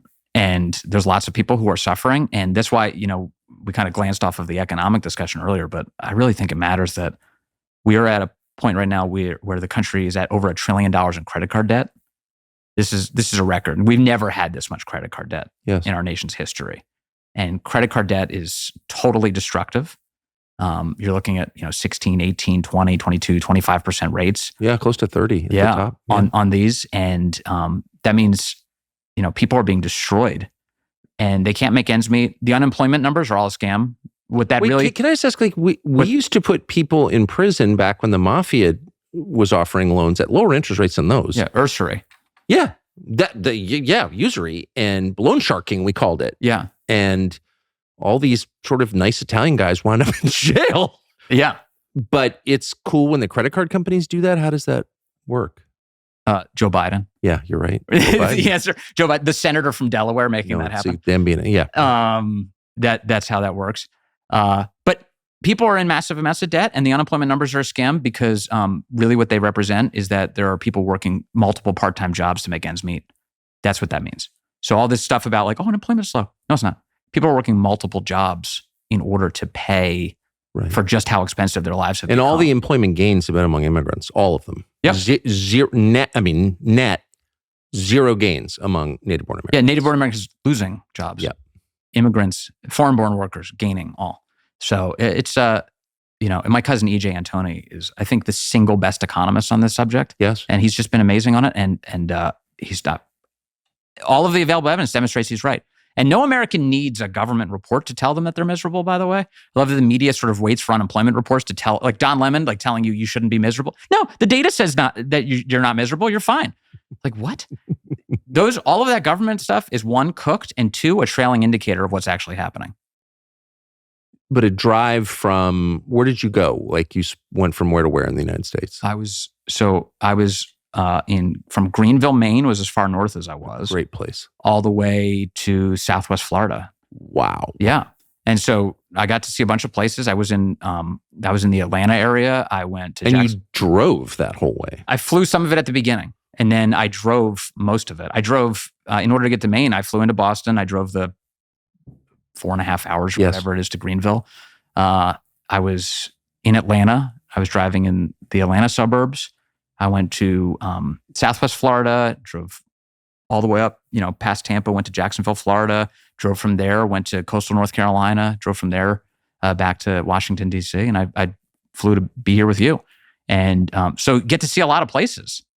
And like I said, it's a beautiful country, but it's disturbing how much of it is in disrepair. And like, you just think to yourself, there's a part of you that's like, I don't know what you could possibly do to get things back on track. I don't fly very much at all. I try not to travel at all. But I've taken a couple of flights recently, commercial flights, and I'm shocked by the airports. And I'm shocked by how disorganized they are, the TSA screening. I don't remember it being that bad. I've taken about 4 years off from really flying that much. And then I thought to myself, wow, I didn't know how degrading and stupid this was. Or I'd forgotten how degrading and stupid it was. And then I thought, the people making the decisions about the way this country is run, like they don't have any contact with us. There's no donor to either party who flies commercial. Like nobody flies commercial with money in this country. It's crazy. I grew up in a rich area, in a world of rich people. Everyone flew commercial. Nobody had a plane. Yeah. Like nobody. Now everybody flies private. It's crazy. And one of the effects of that is people who are making these decisions, who are paying for these politicians, they just don't know. They don't see it at all. And they definitely don't drive, from Tampa to coastal North Carolina and then DC. They just don't. Yeah. Do you think that has some effect? That has a huge bearing. I mean, look, TSA conditions the rest of us to be compliant. I mean, that's like, so if that's not your experience, you kind of feel what like is the facial that you stare into a camera? This happened to me yesterday. I had to fly yesterday or 2 days ago. And they're like, will you look into that? I was like, no, thank you. Yeah. But you don't have to? Like, what is that? I'm sorry. I know I'm showing how out of touch I am. I just don't travel very much. It's just security theater. And like, first of all, what is the ID checker assessing? What are they doing? Like a compelling background check on you or something? Or that, what's your history of terrorism? I mean, the whole thing is really stupid and degrading and super annoying. Like, why am I standing in line? It's all 9/11. To get on a flight. It was all 9/11. George W. Bush created all of this right after 9/11, and we had to because there was an imminent threat and we were under attack by terrorists. And then you fast forward 23 years later and the Taliban still run Afghanistan. They're way better armed with our money and their infrastructure is much better because we built it and they're still in charge. And we're left in this decaying country with fewer civil liberties, having to be humiliated at the freaking airport. Like, why shouldn't we see all the 9/11 documents? Like, why, if anything justifies another January 6th, which is to say people just like moving up to the Capitol and demanding something, why wouldn't it be seeing those documents? Yeah. That event changed this country profoundly and forever. Yes. We're its citizens. We pay for it. It's being done in our name. And we can't know what exactly happened because why? And it's changed in really stupid, tyrannical, and inefficient ways. But predictable ways. So like TSA doesn't catch anything, right? So they do their annual screenings where they like practice, like, will you catch the weapons that we put through? They put actual weapons through the x-ray machines, and the TSA agents don't catch them.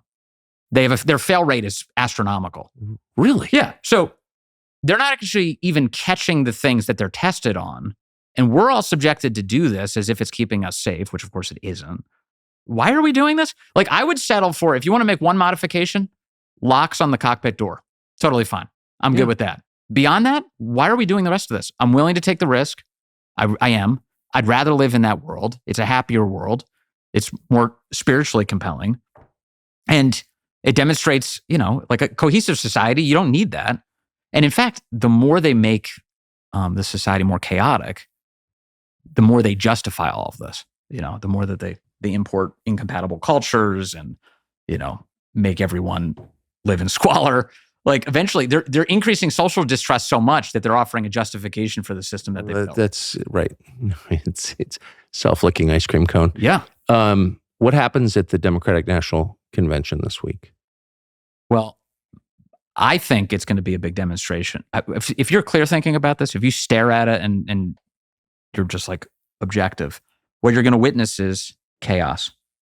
You're witnessing, first of all, why are they doing it in Chicago?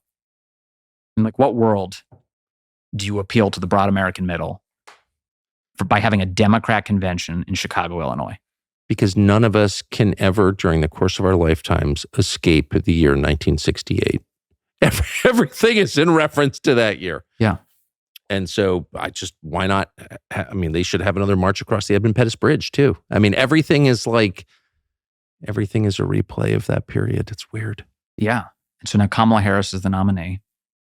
Amazingly. By the way, this whole convention's fake because she was made the nominee weeks ago in secret in an online vote. So this whole thing is like a scam. Everything about it is a facade. Even the votes are fake because the votes were taken weeks ago. Yes. All to foreclose on the obvious chaos that's going to happen anyway. We're already seeing it. That's right. And this is, God, I want Republicans to be so much better than they are. But insofar as they exist now, the way they do, Milwaukee was like placid. Yeah. It was peaceful. It was orderly. Yeah. It was compelling. It was great, actually. Great speakers. You were there. You saw it. You had better billing than Joe Biden does. I didn't think that, I wasn't planning to go, actually, at all. I didn't want to go. I've been to every convention since 96. I didn't want to go to any more conventions. They asked me to speak. I wasn't going to do it. Then I was like, I should do that. I'd make myself do it. I loved it. I had like the best time ever. Yeah. Why? Because I liked the vibe. I liked the people. Obviously I've been around it my whole life. So I saw, everyone I've ever met was there. But also I thought it was a happy time. And I think Trump survived getting shot in the face. And that's motivating. Yeah. That just changed everything. I know it feels like that was 40 years ago, but it was last month that happened. It was happy. Anyway, it was a great time, I thought. So they always tell you it's the most important election of your lifetime, but of course this one actually is. That's demonstrable. And it's also, because it is so important, being censored at every level by the tech companies. So we were thinking about this a couple of months ago, and we thought, why not get on the road live in front of actual people, live audiences, coast to coast, a nationwide tour where we can't be censored. That'd be good. It would also be fun. So we're doing it. We're going to be on stage with some of our friends, some of the most fascinating people we know, the most recognizable people we know, responding to what is happening in America this September in real time. It'll be just like the podcast, but it's going to be live. So we're excited to announce our friend Larry Elder is coming to join us in Milwaukee, Wisconsin. Our friend John Rich will be there with us in Sunrise, Florida. We're adding more stops. We just added another stadium show in Reading, Pennsylvania, We'll be joined on stage by Alex Jones. They tell you what Alex Jones is like. Have you seen him in person? You should. Make up your own mind. It's going to be fun as hell and interesting and intense, and we hope you will join us. Go to tuckercarlson.com right now to get your tickets. See you there. After Trump got shot, I realized I liked him more. Yep. And my views about him became less complex. I agree. Did you have the same sense? In other words, I always try and maintain some objective distance. This is I don't like about this guy. I wish he would do this differently. I wish he didn't do that. I wish he hired better people. Whatever criticism you want to level against him. And by the way, you should, as your right as an American, to do that, because the end goal should be to make him better. And Trump is the rare politician who actually does listen to people, no matter their station in life, no matter where they come from. He's actually interested in what you think. So that's a good sign. He'll actually change when given advice. But my views about him became less complex after that. I was like, I really like this guy legitimately. I agree. Because what he displayed was unusual and aspirational. Did you feel like that? I felt that way really strongly. I hate complaining. I don't think men should complain. I really mean that. It's one of my core beliefs. It's how I was raised, and I will never shake that belief, that conviction that, stop complaining. Like, what did you think this was? And I will never not admire physical courage. I just admire that, and I want to have it myself. I don't know if I do. I haven't been tested very often in my life, but I would like to think that if I was ever shot in the way that Trump was, that I would behave as manfully as he did. Mm-hmm. I don't know that I would.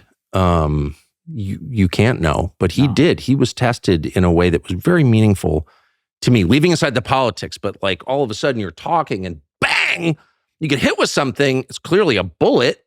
You don't know if you're dead or not. Yes.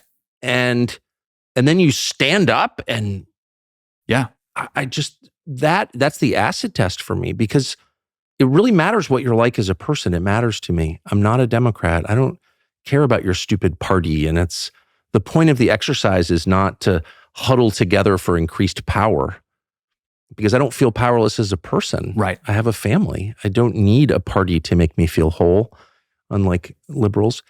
And so what really matters to me is what you're like. And do you have virtue? And, Trump is a mixed bag on that question, but part of virtue is bravery. It's a big part of virtue, actually. It turns out much bigger than I understood as a younger man. And he's brave, actually brave, not fake brave. Oh, he's so brave. Oh, they're so courageous. Kamala's so courageous. She's a coward. She's terrified. She's clearly terrified. Yeah. And he's not. And okay, I'm voting for the guy who's brave over the coward. Yeah. And on Trump being a mixed bag in terms of virtue and things, I always remember. Let me just say, I'm a mixed bag on virtue. We all are. Right. So I thought, okay. In fact, that's a Christian admission. And well, it's a true admission. Here's the thing. I always think about my dad, who you mentioned is a Marine Corps officer. And at one point, he worked very closely, as you do, with the chaplain in his unit, a guy, great American, who has the same name twice. His name is Alan Allen, Chaplain Alan Allen. And he's a great human being.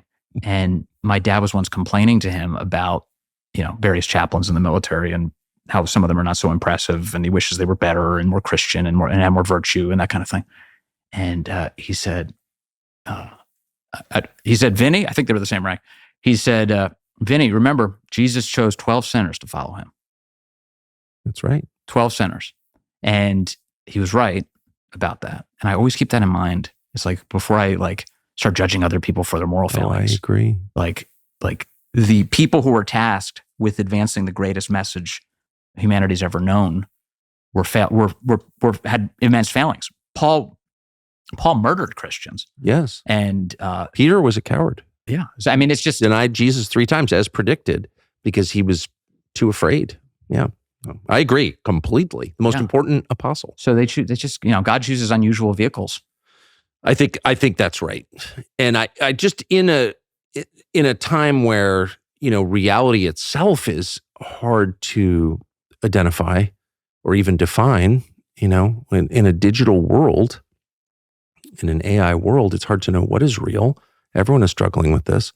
One thing that is absolutely real is that when you're shot in the face unexpectedly, we can see something deep about who you are. And we saw Trump live on camera we saw something about him that was just remarkable. It was absolutely remarkable. It was animal. It was like in a good way. It was just like, it was great. It was totally great. And I must say, I talked to him that night, and the night he was shot, that Saturday night, maybe? Yeah. I think.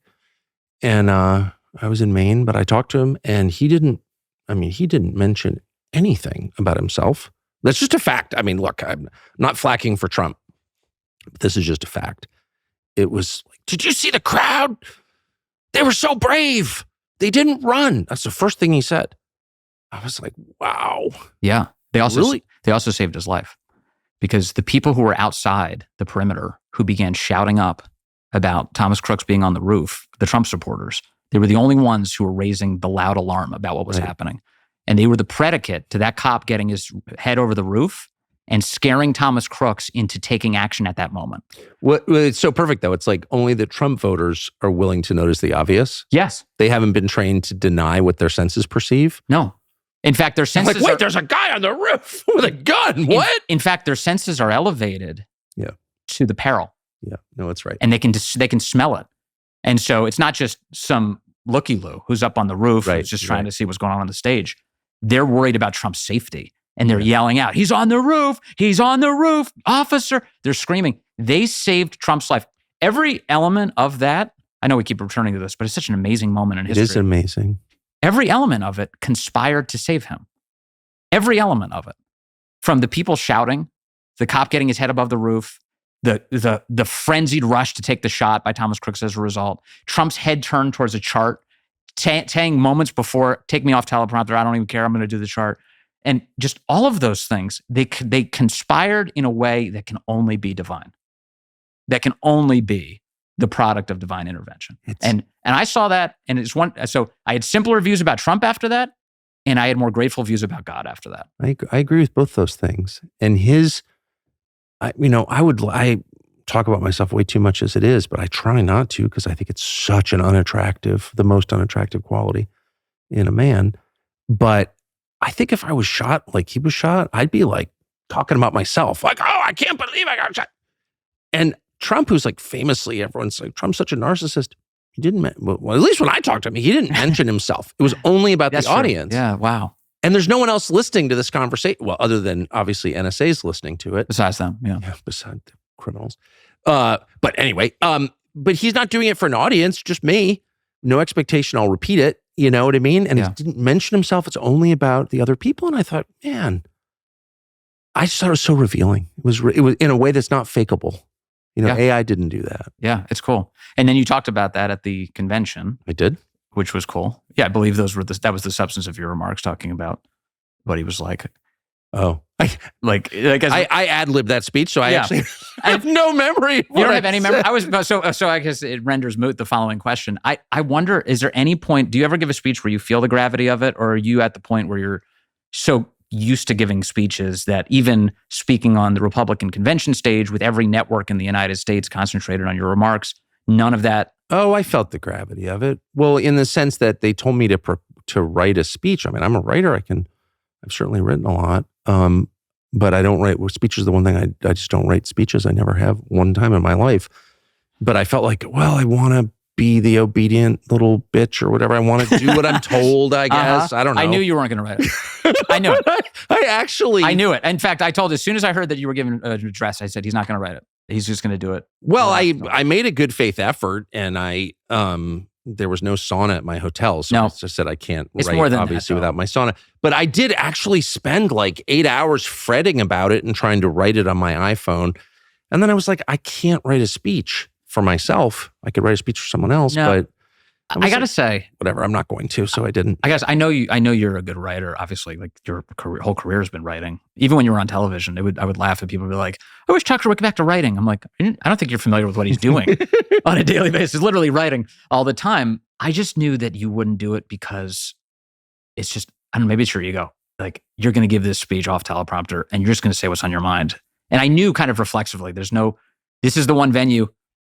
It's just, honestly, I kind of thought like, you're just like, no, screw you. I'm not doing a speech. I'm not writing a speech. Well, ultimately, I said that in a much more polite way to all the staff at the really nice people who are doing the run through and whatever. And I was like, I just can't do this. No, I don't like to write speeches because then you don't learn anything. There's something about speaking in conversation, or I really believe that words have, elucidated words, spoken words have like spiritual power. In the beginning was the Word, and the Word was with God, and the Word was God. Like, what does that even mean? I'm not sure what it means. I mean, the Word, I guess, is Jesus, but it's the beginning of John.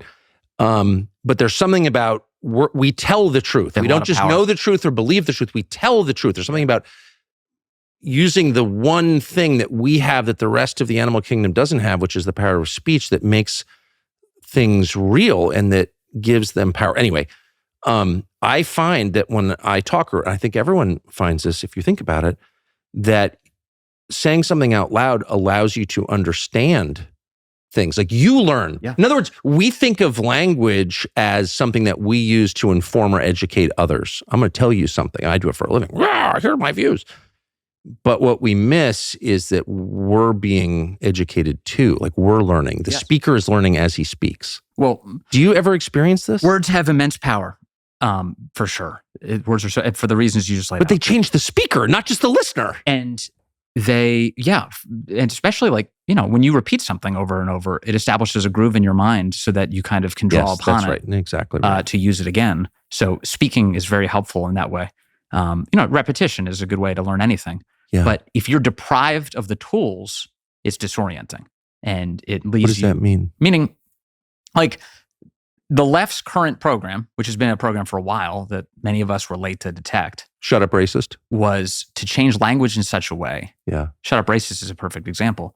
To change language in such a way that you can't even think clearly about what's going on. Right. That reality is so distorted by your lack of vocabulary that... Or by your distorted vocabulary that you're incapable of resolving the problem. You can smell that there's a problem, but you don't actually know how to navigate out of it.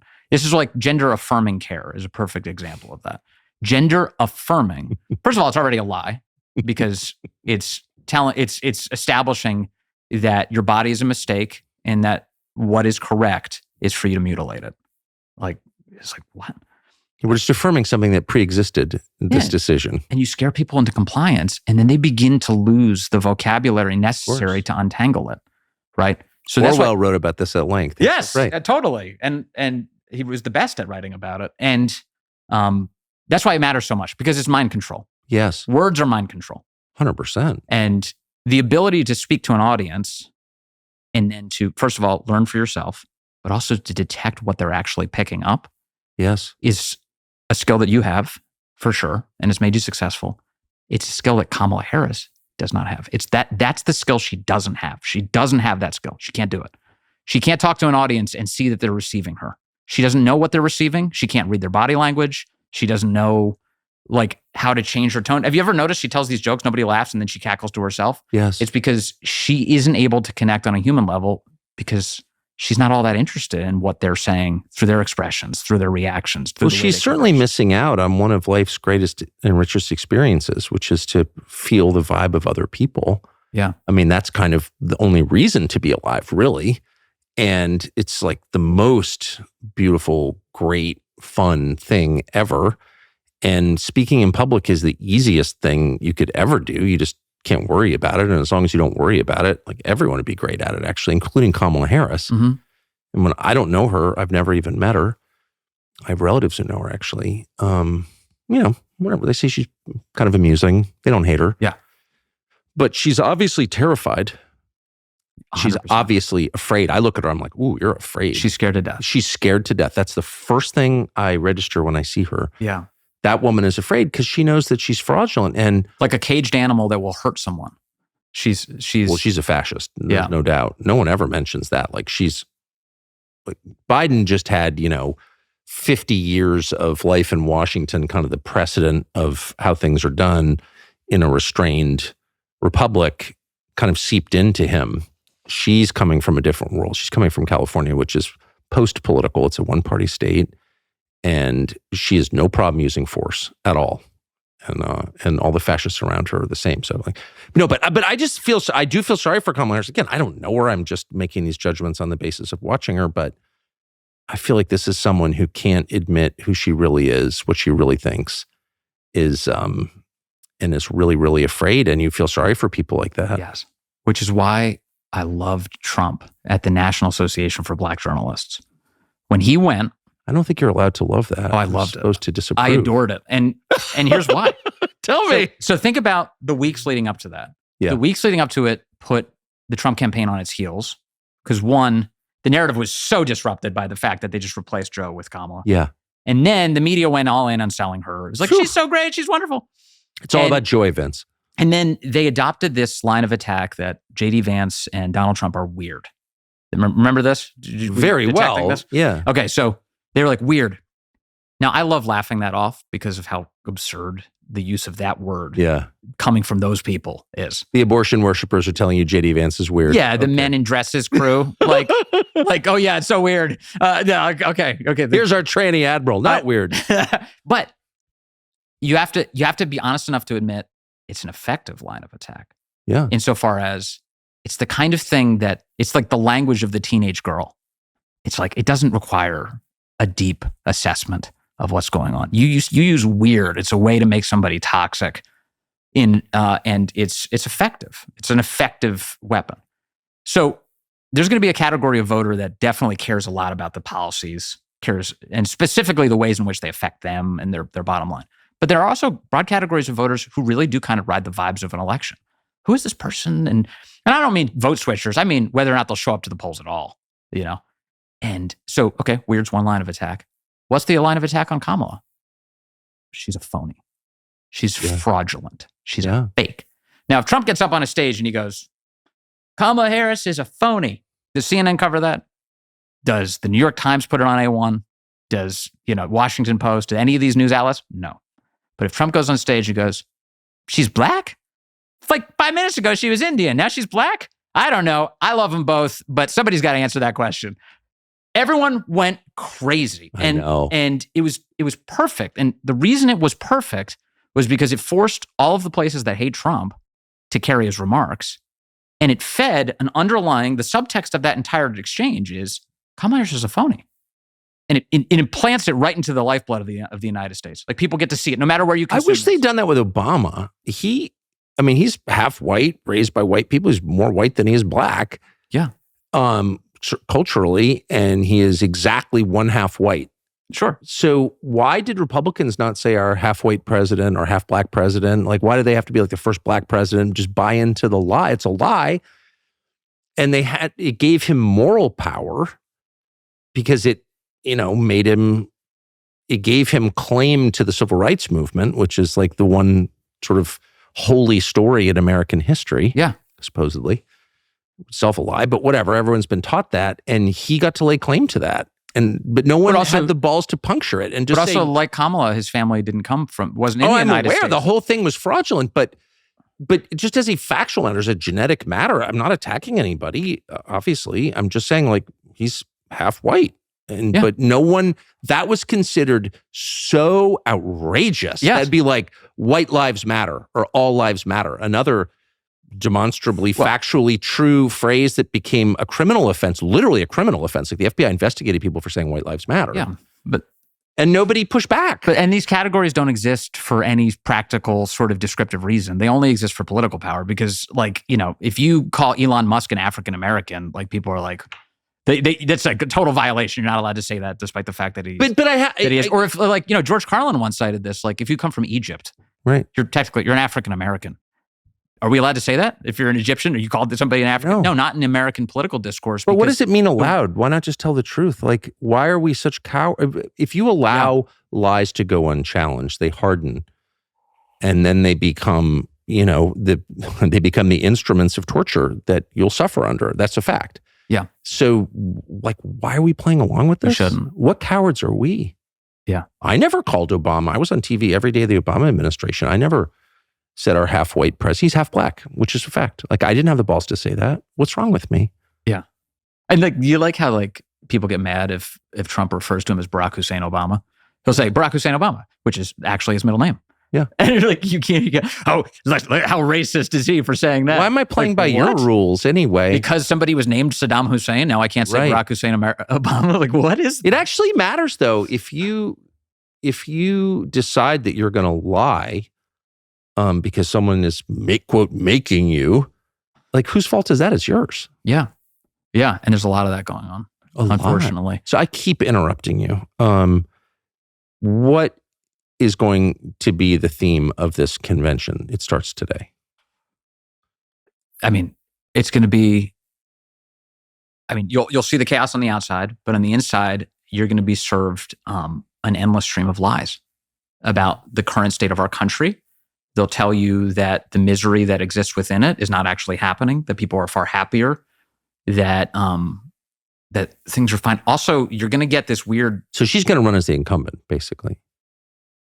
They want everything. They want it both ways. I know. Because they're going to lie to you about the current state of affairs, and then they're going to tell you what her day one agenda is, as if she didn't have power to begin with. Right? So they're doing... And the Trump campaign's been great on this. They said her day one was 3.5 years ago. So let's stop pretending that it's starting. So that's why, they could make her president. They could 25th Amendment Biden. They basically already have, in effect, if not literally, but they could just make her president. They probably by all rights should, because she does seem non-senile. But they won't, because they don't want her to have to take responsibility for the current state of the country. That's my guess. I don't know. Yeah, or they're so wrapped up in the idea that, we shouldn't give it to her this way because if we give it to her with the election, it's more legitimate or something. Like the woman shouldn't have to be made president by virtue of the 25th Amendment. The first woman president, but just, we settled on her. I don't know what their thinking is on that. Oh, are they doing the first woman thing? They're doing the first everything. Really? Yeah, of course. Oh my goodness. That's gonna be a big theme this week. First woman? The first woman president? Yeah. Yeah. It's just crazy that, since we've already established that there's no definition of woman, why should I care? Tell me why I should care. 100%. You don't, there's no such thing as a woman. So, why is it meaningful that we have one as president? Yeah. And there's no difference between a woman and a man. None. They can be Navy SEALs. So, what's the significance of this? There is none anymore. They've erased, there's the attacks on women that have been led by Biden and Harris are, I think are unprecedented, actually, in American history. If this is another area where it's Republicans really should sink their teeth into this in every possible way. So stupid. But Title IX? Yeah. The fact that the Biden administration came along and said that women are not a real category and that men can be in their locker rooms and take their sports teams and be on, and all of those things. Why isn't there a nonstop campaign against that atrocity? There should be. Why do we have women's sports then? What's the point of that? Yeah. Why do we have any separate category for women to participate and succeed and on an equal playing field?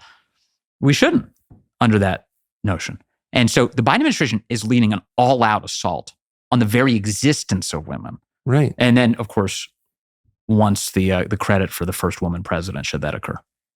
So it's incoherent, obviously. It's totally incoherent. It's got all the markers of Marxism as it presents itself throughout history.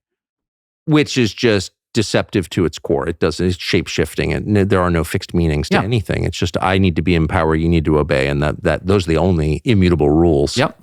It is very much like my body, my choice. Here, take the COVID vax or I'll kill you. Yeah. Wait, what? I thought it was my body, my choice. No. Only when you're killing your kids, not when I'm forcing some. Yeah, it's every single, it's like. I almost called it poison, but I would be censored by YouTube if I did that. Well, so I just want to be clear, I'm not calling any substance that was federally mandated poison. Okay, good. Thank you for that. And so, it's like guns too. They're the same way on guns that, you don't need them, but we do. They'll protect us. It's all. Is she going to get elected? Kamala Harris? Yeah. I think it's a lot closer than I want it to be. There are 30 states that are going to be filled with drop boxes. That seems like a problem. And, there have been some positive advances, like banning Zuckerbucks in 27 states. You saw states like Georgia and Texas have passed real voter integrity laws that have increased the quality of their election system.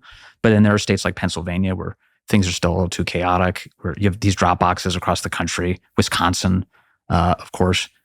These are pivotal states. But like no state that has drop boxes can be considered legitimate.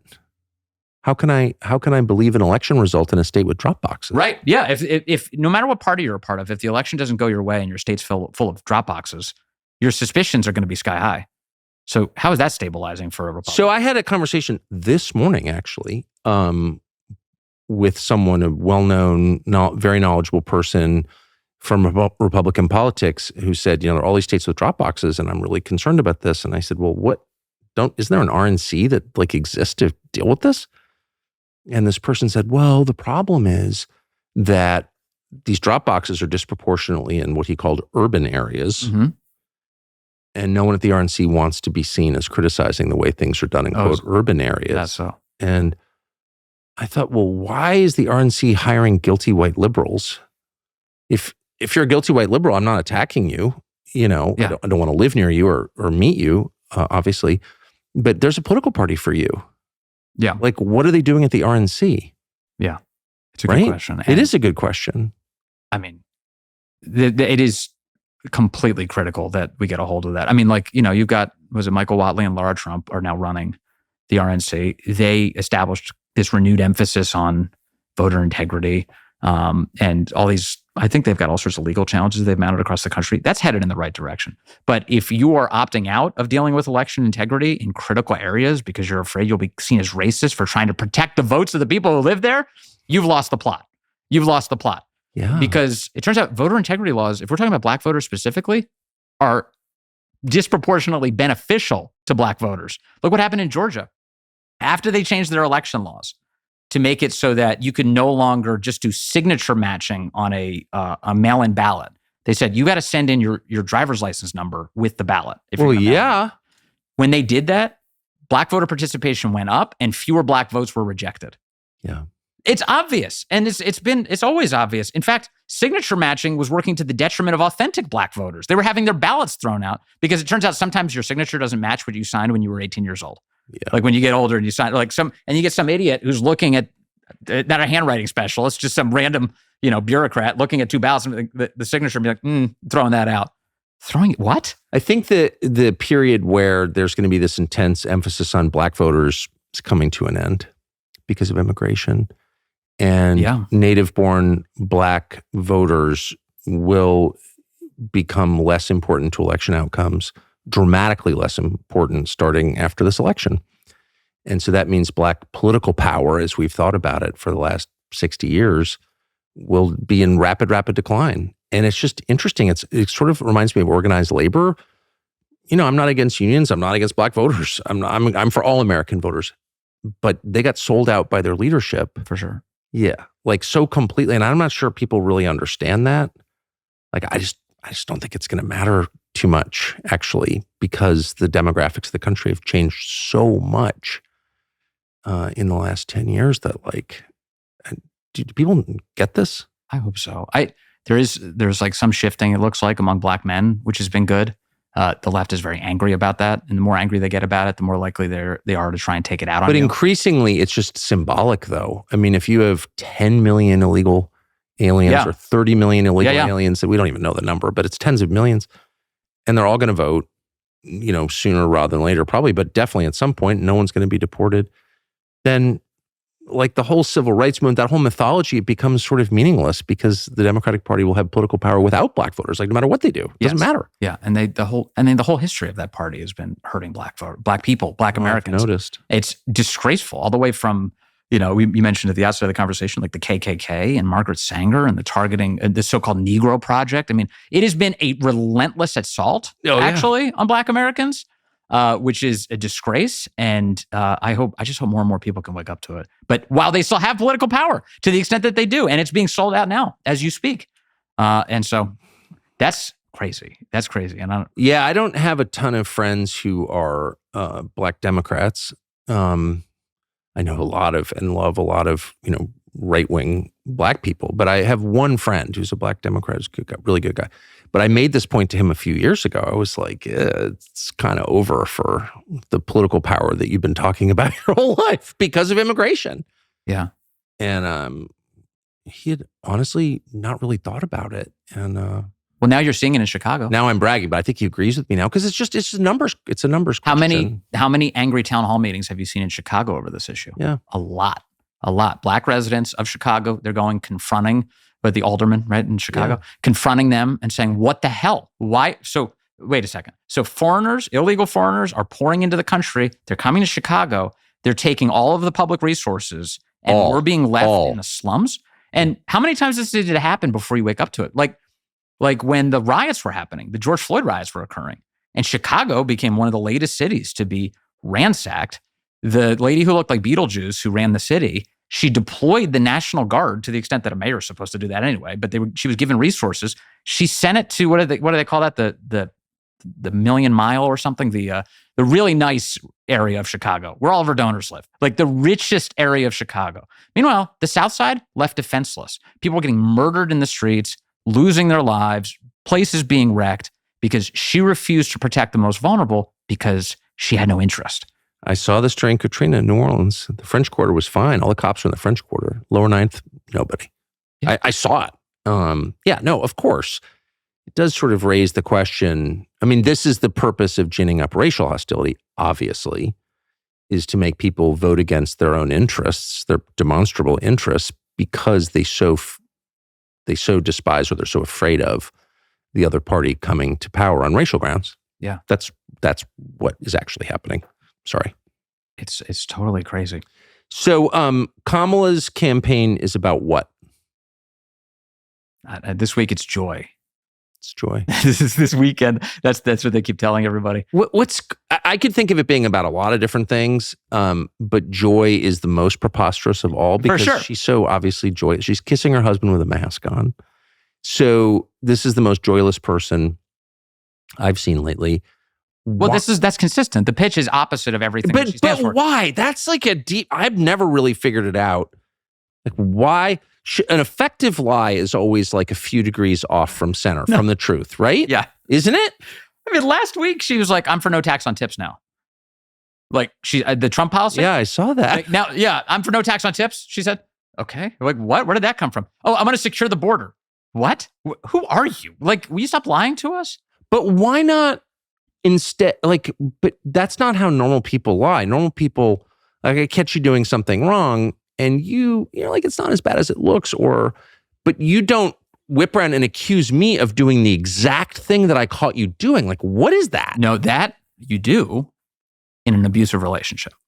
Really? Yeah, in an abusive human relationship. I mean, this is kind of like the classic sort of like cheating on your wife and trying to figure out a way to survive it. Yeah. You start blaming her as the sinner, right? So this is the Democratic Party's relationship with Americans is an abusive one. I saw that. I actually saw that once. I was actually, probably shouldn't tell us. I was with somebody who, I wasn't there for this, but he got caught cheating.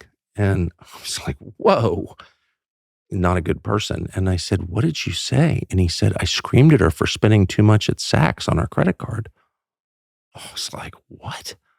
You get caught, or she had evidence that he was doing something wrong, which he was. Yeah. And you attack her? I thought that was the most screwed up thing I'd ever seen. But that's a thing you're saying. Definitely. Which is why family analogies are so perfect for all of this. It's like, what do you do? I know you've done this for years, but like, what does it mean to run a healthy household? Yes. Like, do you lock your doors at night? How do you protect your family? What does that look like? What kind of example are you to your children? All of those things. The only things that matter, you mean? Yeah. Yes. The Democrats are leading the most dysfunctional household you've ever seen. Yeah. They're like abusing the children, attacking each other, all the sins that they're committing, they're projecting onto all their other family members. Yes. It's really degrading and total dysfunction. It's awful. And it's also why it's godless. Because you begin assuming this omnipotent power over reality itself and begin telling everyone else that they're the problem and they're the sinners and that they should respond to you. And meanwhile, in the healthy household, what's happening is there's a father who's demoing for his children what it looks like to have a father's love. Yes. And their children only know God through that lens. Yes. They only can, that's how you know. So we refer to God the Father. How do you even know how he functions as a father unless you have a human father as a frame of reference? You don't. You don't understand what that looks like. If you have a dysfunctional relationship with the men in your life, how are you even ever going to get your head around the idea that God the Father is a loving Father? You know what I mean? So like all of these things, it's just. I do know, I've never thought of it before, but this is yes, I know, of course I know exactly what you mean. It's why the fathers are so important. Because like all of reality centers around what your impression of what it means to have a good father is. That's it. That's the whole ballgame. So the left is leading the dysfunctional household where they're driving everybody to self-destruction. And it should be the obligation of normal people to counter that and to have a healthy household and by extension, a healthy country. That's so interesting. I have noticed the symptoms of what you're saying. And the main one is the people they're attacking. You know, I don't have a PhD on America or whatever, but I know a lot of like rural Trump voters, for example. Yeah. And they're not only good people, they're actually like the best people I've ever met. And they're also the most useful and skillful people I've ever met. Like the most, like actually the most. They can do the most useful things. And the people attacking them, someone like Janet Yellen, the Treasury Secretary, from my perspective, which is a simple perspective because I'm a simple man, is like an utterly disgraced figure. Like utterly. Like there's no one who has less credibility, a shorter track record of real achievement. There's no one who's like more repulsive in every way than Janet Yellen, to me anyway. And she's the one helping to like malign people with real skills. It's like, that's not an accident. This whole system is set up for useless people to have power, whereas in a just society, they would have no power. I know. Sometimes I wonder, like at the lowest levels, like whether like the productive among us are like, I don't know. It's, you know how like at the lowest levels of government, other than the household, which of course we were just talking about, like the HOAs and the community boards. Yeah. Like they're all consisted of like the insecure busybodies. Right. No, totally. And like the productive people who should be in those roles, the ones who have families and know how to mediate a dispute between their children. Insecure busybodies. You know what I mean? Yes, I do. They're not actually in charge of those organizations. No. And so, I don't know. This is the best system ever devised in terms of a government. Yes. But there are clearly weaknesses. Like that's one of them. The feeder system into the bigger aspects of government is a lot of insecure busybodies. Maybe that's probably always been that way. You know, I'm sure the Roman Senate was filled with insecure busybodies. Yeah.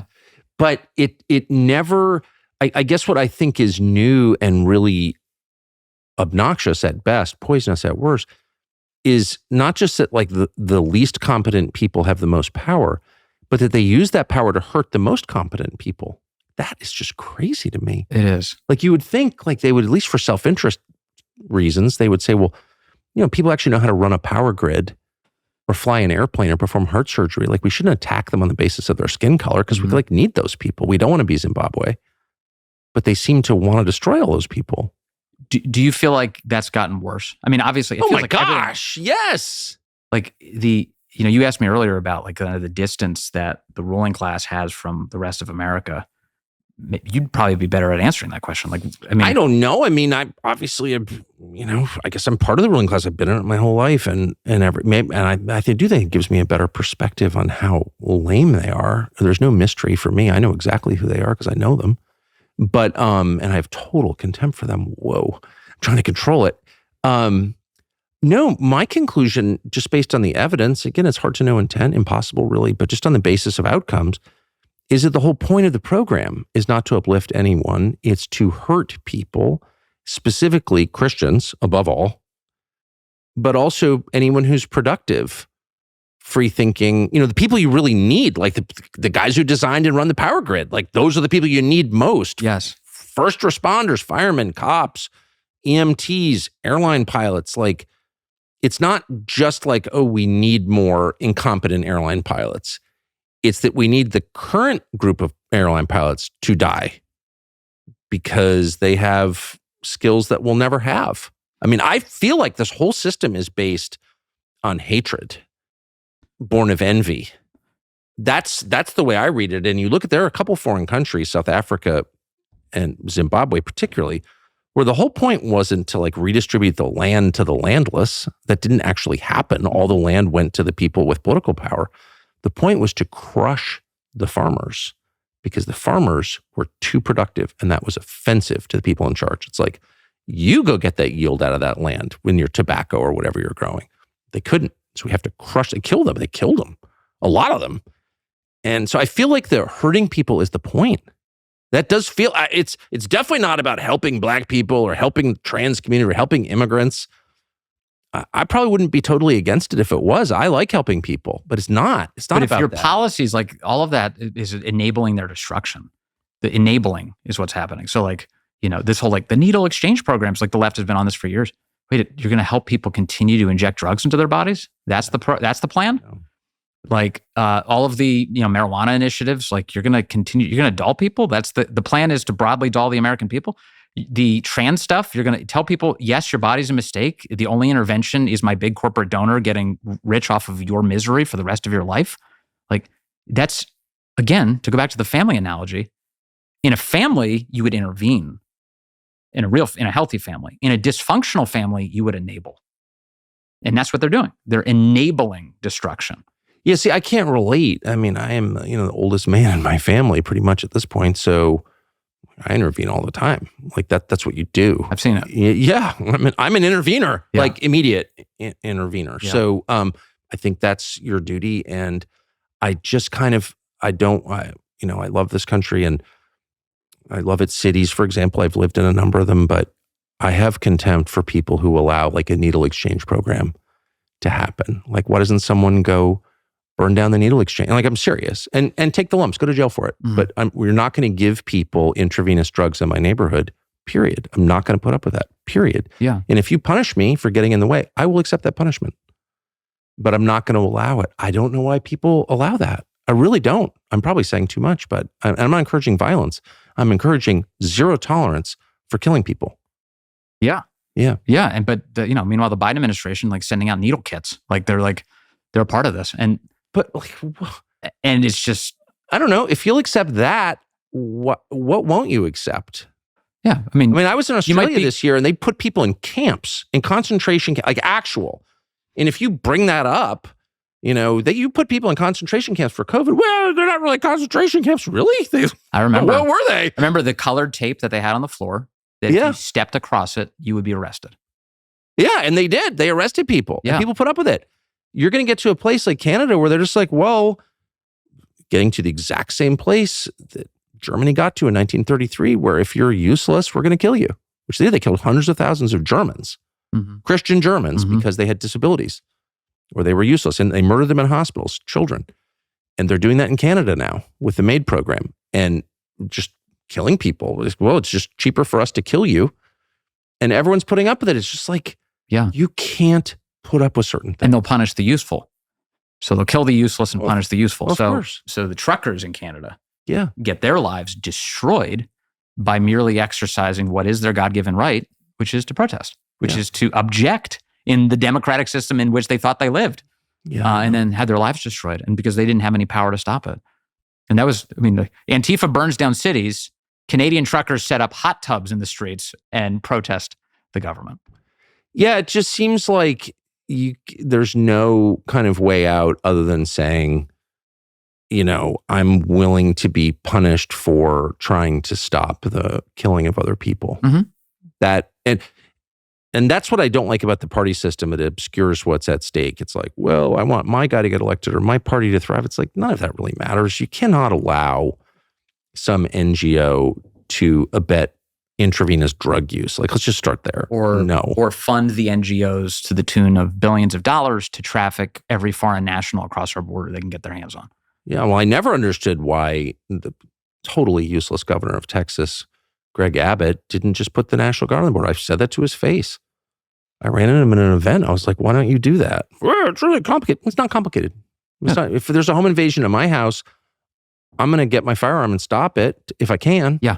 And then I'll, deal with the consequences. But it's my family. So that's my priority is pretty simple. Protect my family.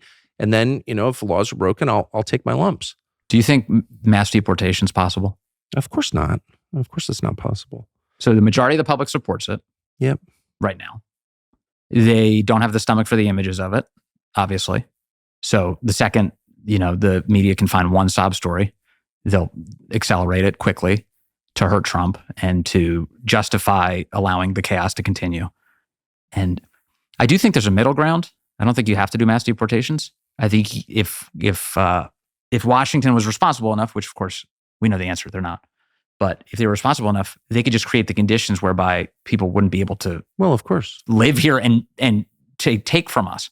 So pass nationwide e-verify, like literally force businesses to have to hire workers who are allowed to work for them. But we're so far past that because that presupposes that, the immigrants are, all they're getting is access to our labor markets, right? E-verify would stop people from working without papers, without the legal right to work. But we're bringing in tens of millions of people and giving them flat out subsidies that are much higher than American citizens are receiving. Sure. Yeah. So we're paying them to come here. We paid for their travel up here indirectly. State Department's doing it. UN's doing it at scale. And then once they get here, it's just like, it's a piñata party with US tax dollars. A bankrupt country is paying people to invade it. So at that point, it's like, what are we really looking at? Well, you're looking at suicide. Like you're looking at a country that's trying to destroy itself or whose leaders are trying to destroy it. And then that's when you reach like the point where like, I just have to say more prayers about this. I don't know. I know, but you have to, but if you had like a real administration that could come in who had the will to do it, you cut off all of that. You don't need someone who could explain it. Words matter. Someone who could just get up and say, not against immigrants, but this is obviously suicide and we're not going to participate in it. Is J.D. Vance a good explainer? I think he's great and he's sincere. Certainly politics is not good for people. So, I have seen people change. I pray that he doesn't, but as someone who knows him pretty well, I think, as of right now, I think he's the opposite of weird. He is. And I think they're all weird. I'm not even going to say all the people I know are actually really weird in Republican politics. It's definitely most of them. Some of them are obvious, Lindsey Graham or whatever. Everyone jokes about it, but there's so many freaks, like just truly deceptive people because the business draws them like a bug light. He's not at all that way. So you're not excluding Democrats from that assessment. You're just saying, you happen to know that a lot of Republicans are weird. Anyone at this point in the training party is like, you're a freak. Yeah. Oh, that's a female admiral. Like if you're saying that, like, what? No, I mean in the Republican Party, which should be the party of normal people, it represents normal people. Sure. Yeah. Tries to, pretends to.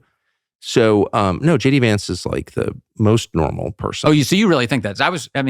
I have wondered, like, a lot of these guys.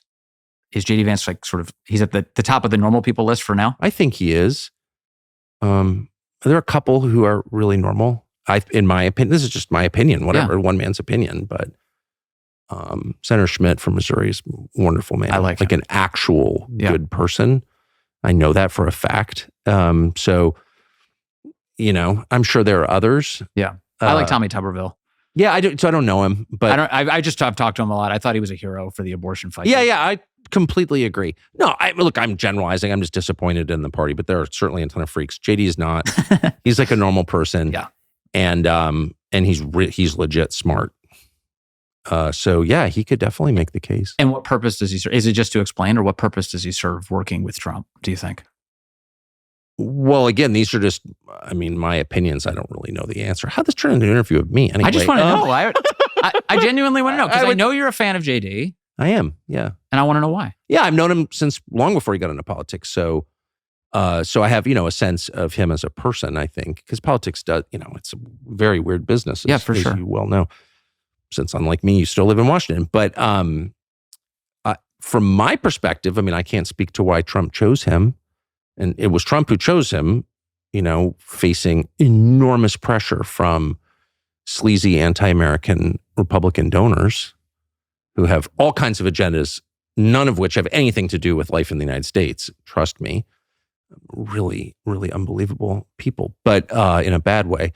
But he faced them all down and chose this guy because he wanted to. So from my perspective, the message that J.D. Vance's pick sent was, there is more to the Trump phenomenon than just the man. There's a set of ideas, or at least impulses. I don't know ideas, but just the basic concept is a leader of a country should look out for his own country. It's like not hard. And by picking J.D. Vance, who clearly believes that, Trump is setting up a legacy, a really meaningful legacy. Like this is the direction of the party because people can't wait for Trump to leave in the Republican Party and just go back to being completely bought and paid for arm of the lobbying community in Washington, whether it's pharma, the banks, or certainly the power brokers of the party are excited. Certainly the weapons manufacturers, the defense industry, the killing people business that goes on that's made it such a rich city. Those people can't wait for Trump to leave and just put in some stooge, which is most of them, and call it Trumpism or whatever. But it's the opposite.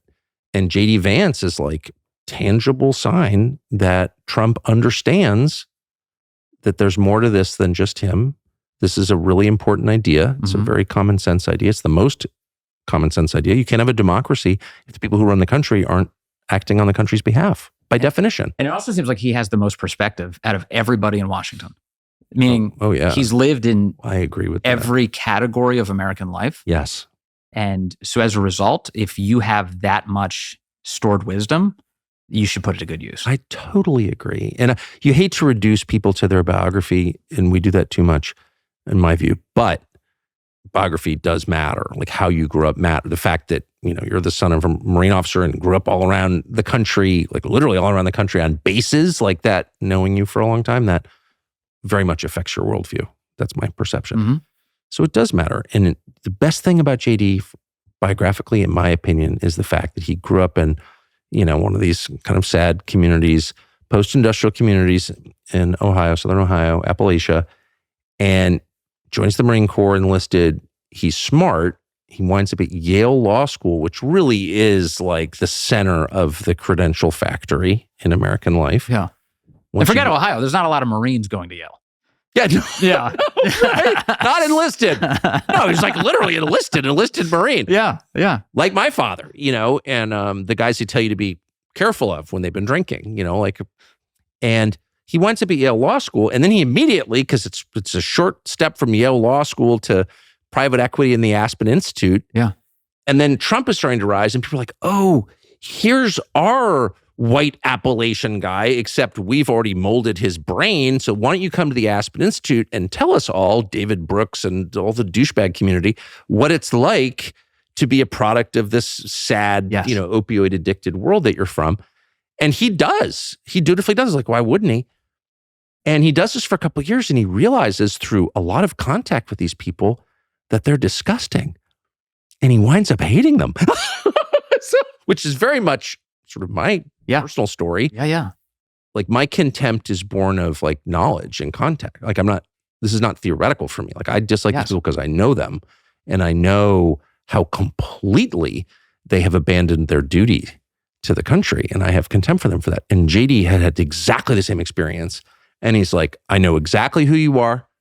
I know everything you have to offer. Yeah. And I'm not interested. He's got the right perspective. And boy, they hate him for that. It's so good. And he's got, and unlike them, he doesn't have contempt for the people that he grew up with. He doesn't have contempt for the voters. No. And that's the critical element. And JD, I will say, is a lot like Dr. Ben Carson in this way, because Ben Carson kind of had that trajectory. Yeah. And so JD, as you pointed out, was the muse to middle America. He was the muse to the unwashed American masses. Exactly. The left loved him when he was merely an author, and they could pretend like they cared about those people. Right. That was the only reason they loved him. And then the second he announces that he's interested in Republican politics, now he's evil. Now we're going to make up stories about him. The same with Ben Carson. It happens. It just happens over and over and over again. It's totally right. And the fact that he criticized Trump and Trump is a fascist and da-da-da-da-da, and basically saying the same things that, David Brooks says every week, or Tom Friedman, or any of those other morons in the New York Times editorial page. And then he realizes that, no, actually there's more to Trump than that. And then he ends up liking Trump. And it's pretty sincere, I think. I mean, I know it is because I've seen it. And they're like, wait, you can't work for Trump. You once disliked Trump. You said the same things about Trump that we say every day. Therefore, it's like, what do you even say? As we're speaking, Kamala Harris is disavowing every position she's ever held. And the idea that you'd be critical, be like, oh, you didn't like Trump once? Well, I very much like people who change their views on things, sincerely change their views, don't just tailor their views to whatever's expedient, but who actually have had, we used to call it growth. Remember that? When people grew? They sorted through the evidence and realized they were wrong. I mean, I've had that experience so many times. I'm sure you have also. For sure. I like that. Yeah. I like that. Tell me, that's why I like AA meetings. Tell me how wrong you were. Like, admit it. Admit how powerless and flawed you are. And now I'll trust you. Yes. I don't trust you if you pretend to be God, because you're not.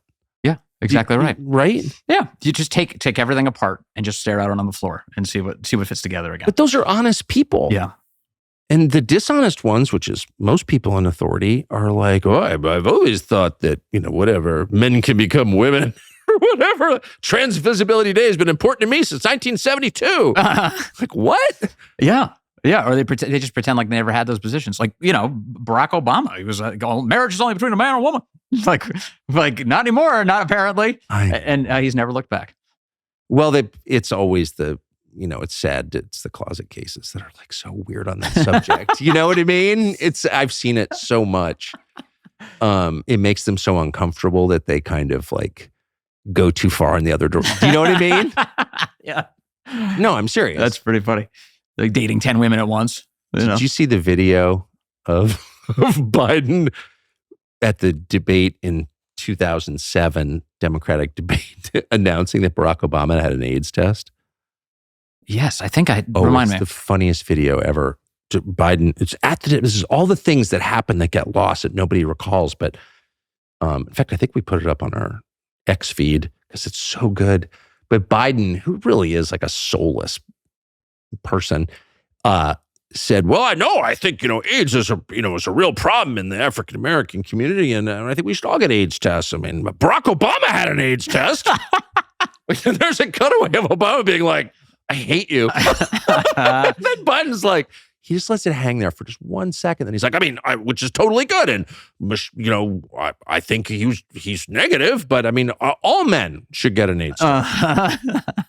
And Obama is so mad. Yeah. So mad. Because like everybody in Democratic politics knows that Obama, they all think that Obama is on the down low. Like they all think that. Trust me, they think that. Well, there's actual evidence for this. Because I'm aware. David Garrow's biography, he wrote about it. I'm aware. I've talked to Dave Garrow about it. Which was and that book was, it was the definitive book on Obama. That guy interviewed, so he won, what's the award? He won an award for his MLK book, biography.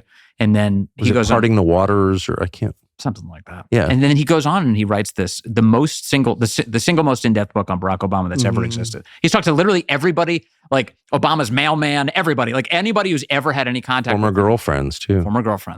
And that's where he got the letters where Obama was admitting his gay fantasies to a girl that he was seeing. And so the media refused to cover it, which was totally real. It was like, it's in the book. There's no denying it. Garrow is considered, I think, one of the most authoritative biographers alive.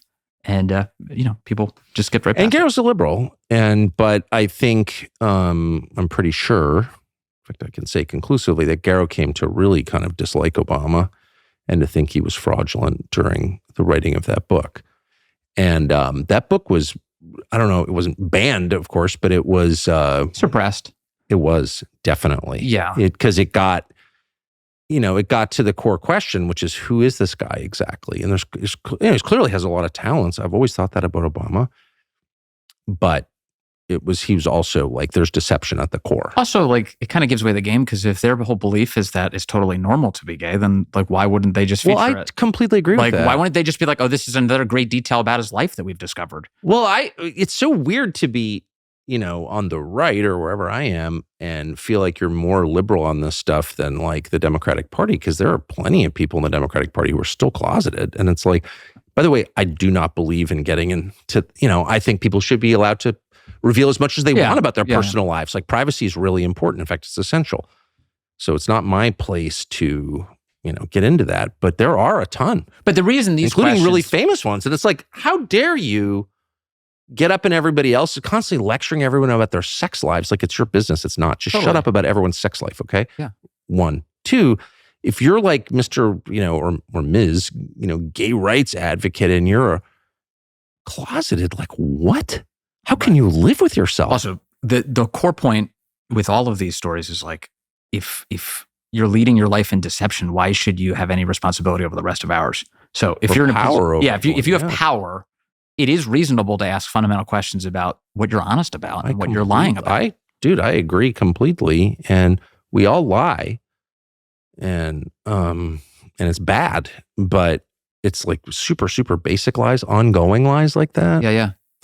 It tells you a lot. And as a voter, you want to know that kind of thing. Like, in Kamala Harris's case, you see the intern who once worked for her, who revealed what it was like working in her office in San Francisco. I think it was approximately exactly what you would expect. Every time she walked in the morning, they had to say, "Good morning, General."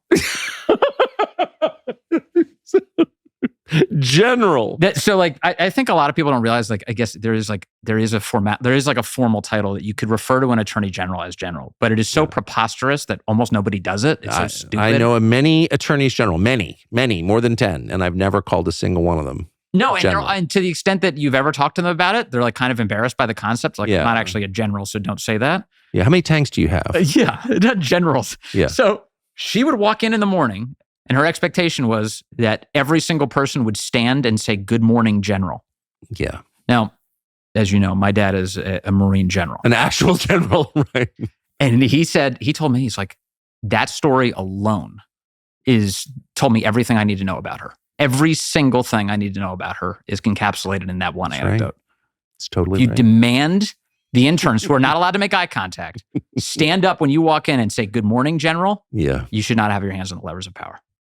Well, yeah, because it suggests hollowness, an insecurity, a fear. I mean, again, she's terrified. This person is terrified. She's been elevated far beyond her capabilities. And she knows that, of course. That's why she's so brittle. And, people like that are really dangerous. They're not centered. They don't have limits. Yeah. We just took a break and we were laughing about all the things that we can't say on YouTube that we bleep. And really, I think the only three categories are if you claim that men cannot become women by tapping their heels together and wishing it so. If you claim that the 2020 election, that Biden didn't really get more votes than Black Jesus. If you question the election in any way. And what's the third? Oh, the vax. Yeah. Vax is great. Everything about the vax is great. It's safe and effective. And if you say anything to the contrary, those you just get demonetized and then they take your channel away. But I think you can say pretty much anything. I think those are the only three guidance points I've received. Yeah. So that leaves a lot, doesn't it? So and I don't want to make the record clear that I totally believe in the vax, the 2020 election, and the tranny stuff. Yeah. Full blown. And I saw Bigfoot on the way in here. I don't know if people can hear me say that. I think I did. I saw him on the way in. The earth is flat, of course. 100%. That's moon landing fake. The moon landing's fake. I came around to that. I didn't believe CIA killed Kennedy. No problem at all. Yeah. You can say all of that. But so you're saying everything we said before that, nobody could hear it? No one can hear that. No. I was just endorsing those views. I think the vax is safe and effective. I just want to say that ivermectin it's a horse dewormer or something. Sure. Yeah. So, okay, here's my last, because we're going to try and turn this around today. So I could keep going. But we have to get this into edit to bleep all the stuff that YouTube doesn't want you to hear, which you can get on our website, tuckercarlson.com, uncensored if you like. Here's my question. We both agree that there's no chance Kamala Harris gets, quote, elected president except through the unremitting lying by the American news media. Like, she's their candidate. They have to get her across the finish line. This is infuriating to me. So infuriating that I don't really watch. You have to watch because you have a daily show. Of all the dishonest media outlets out there, which is basically all of them, including the Wall Street Journal, what is the most dishonest? The most dishonest. I would say, I guess the people who jump off the page at me immediately, I guess there's two shows in particular. One is Morning Joe. Like the whole cast of Morning Joe. I know. They literally have a character on that show who's called Barnacle. Yeah. He hangs on to the show.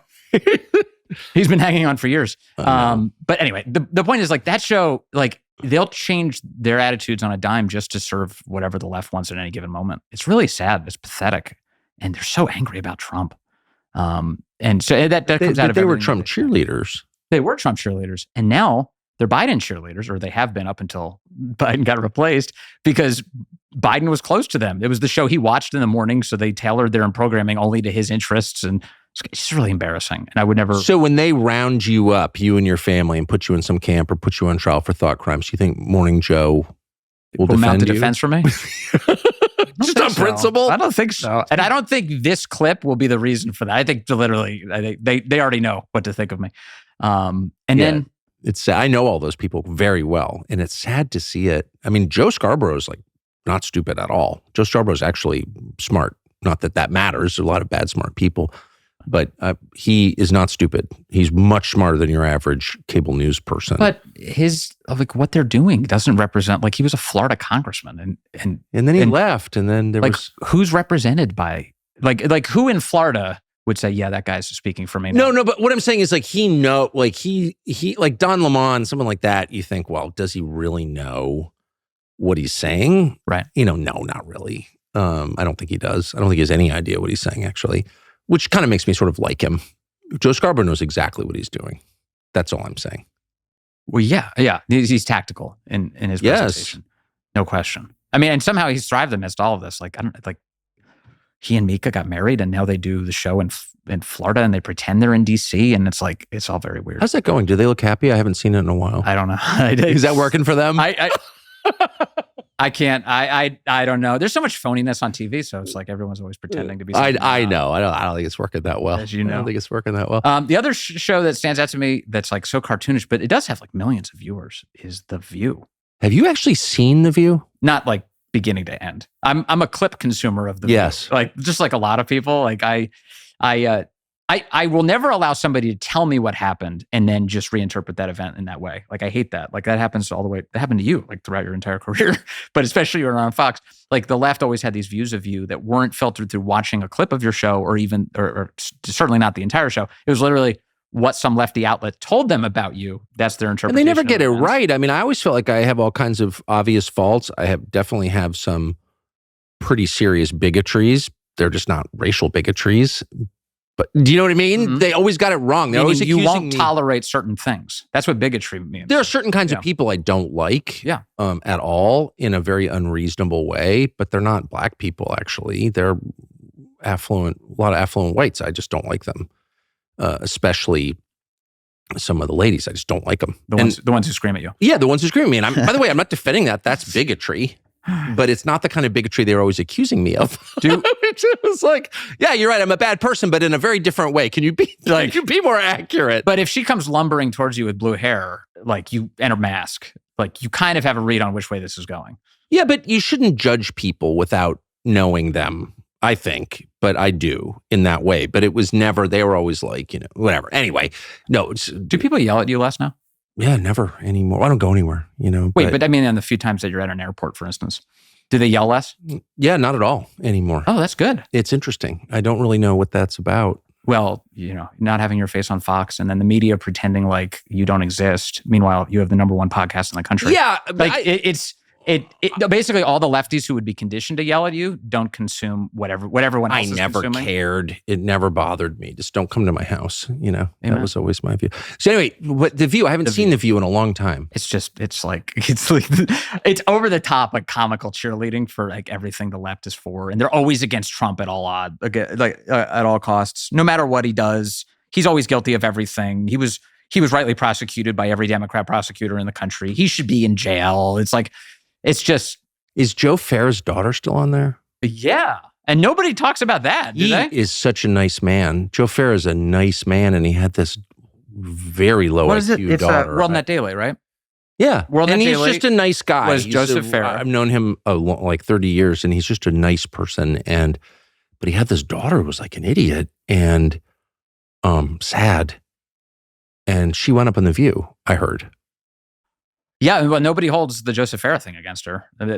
Meaning, I realize that you wouldn't hold it against her. But what I'm saying is, the left for years demonized WorldNet Daily and Joe Farah. Yeah. So, under I guess normal circumstances, anything even related to him, they would demonize. But not so with her. She's on the show, and nobody even brings it up. Nobody. She's, as I remember, is the kind of person who will just say whatever it takes to get the acceptance of the people around her. Is she a regime defender? For almost entirely. Occasionally she'll issue a squeak of moderation in the midst of all of their babbling, but no, for the most part, a regime defender. And it's really sad and stupid and easy to control, a lot of people on TV. It's awful. But then of course there's Joy Behar, who like once wore blackface and she's still like on the show.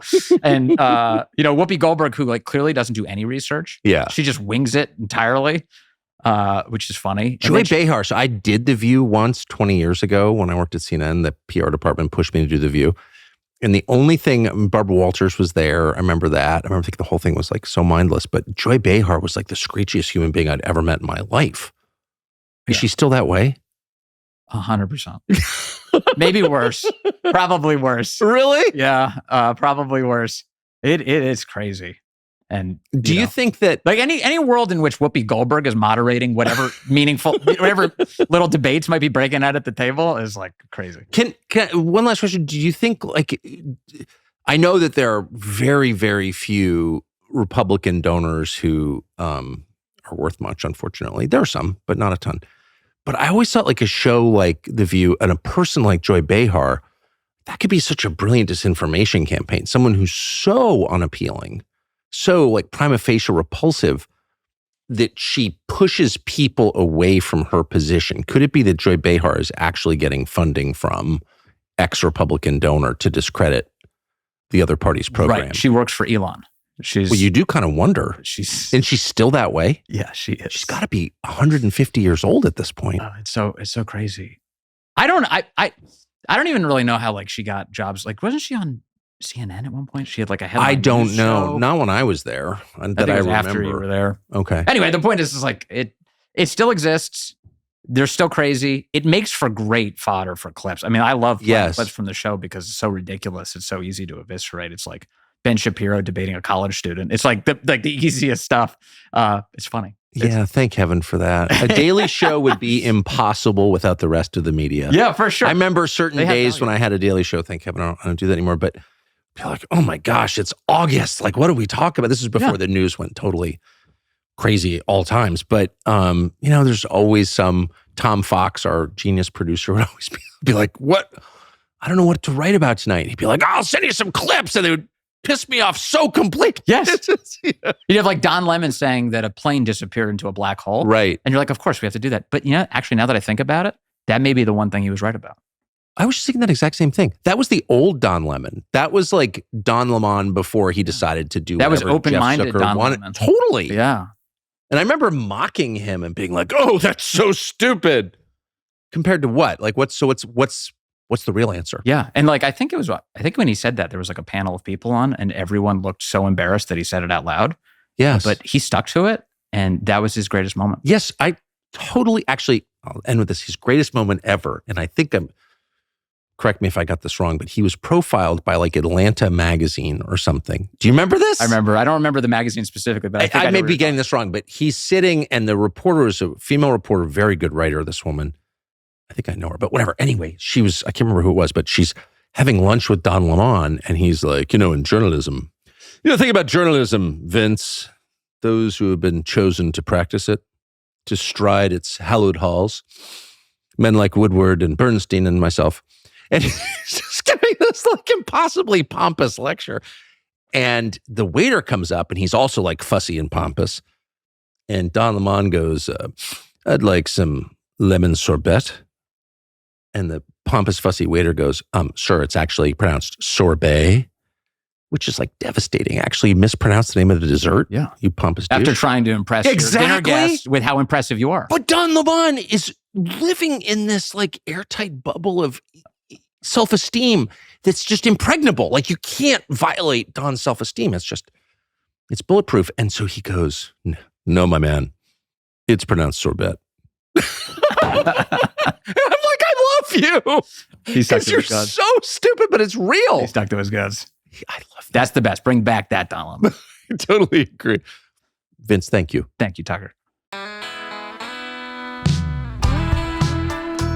So it turns out that YouTube is suppressing our show. I know. Shocking that in an election year, with everything at stake, Google would be putting its thumb on the scale and preventing you from hearing anything that the people in charge don't want you to hear. But it turns out it's happening. So what can you do about it? Well, we could whine about it, but that's a waste of time. We're not in charge of Google. Or we could find a way around it, a way that you could actually get information that's true. It's not intentionally deceptive. And the way to do that on YouTube, we think, is to subscribe to our channel. Subscribe, and you'll have a much higher chance of hearing what we say, and we hope you will.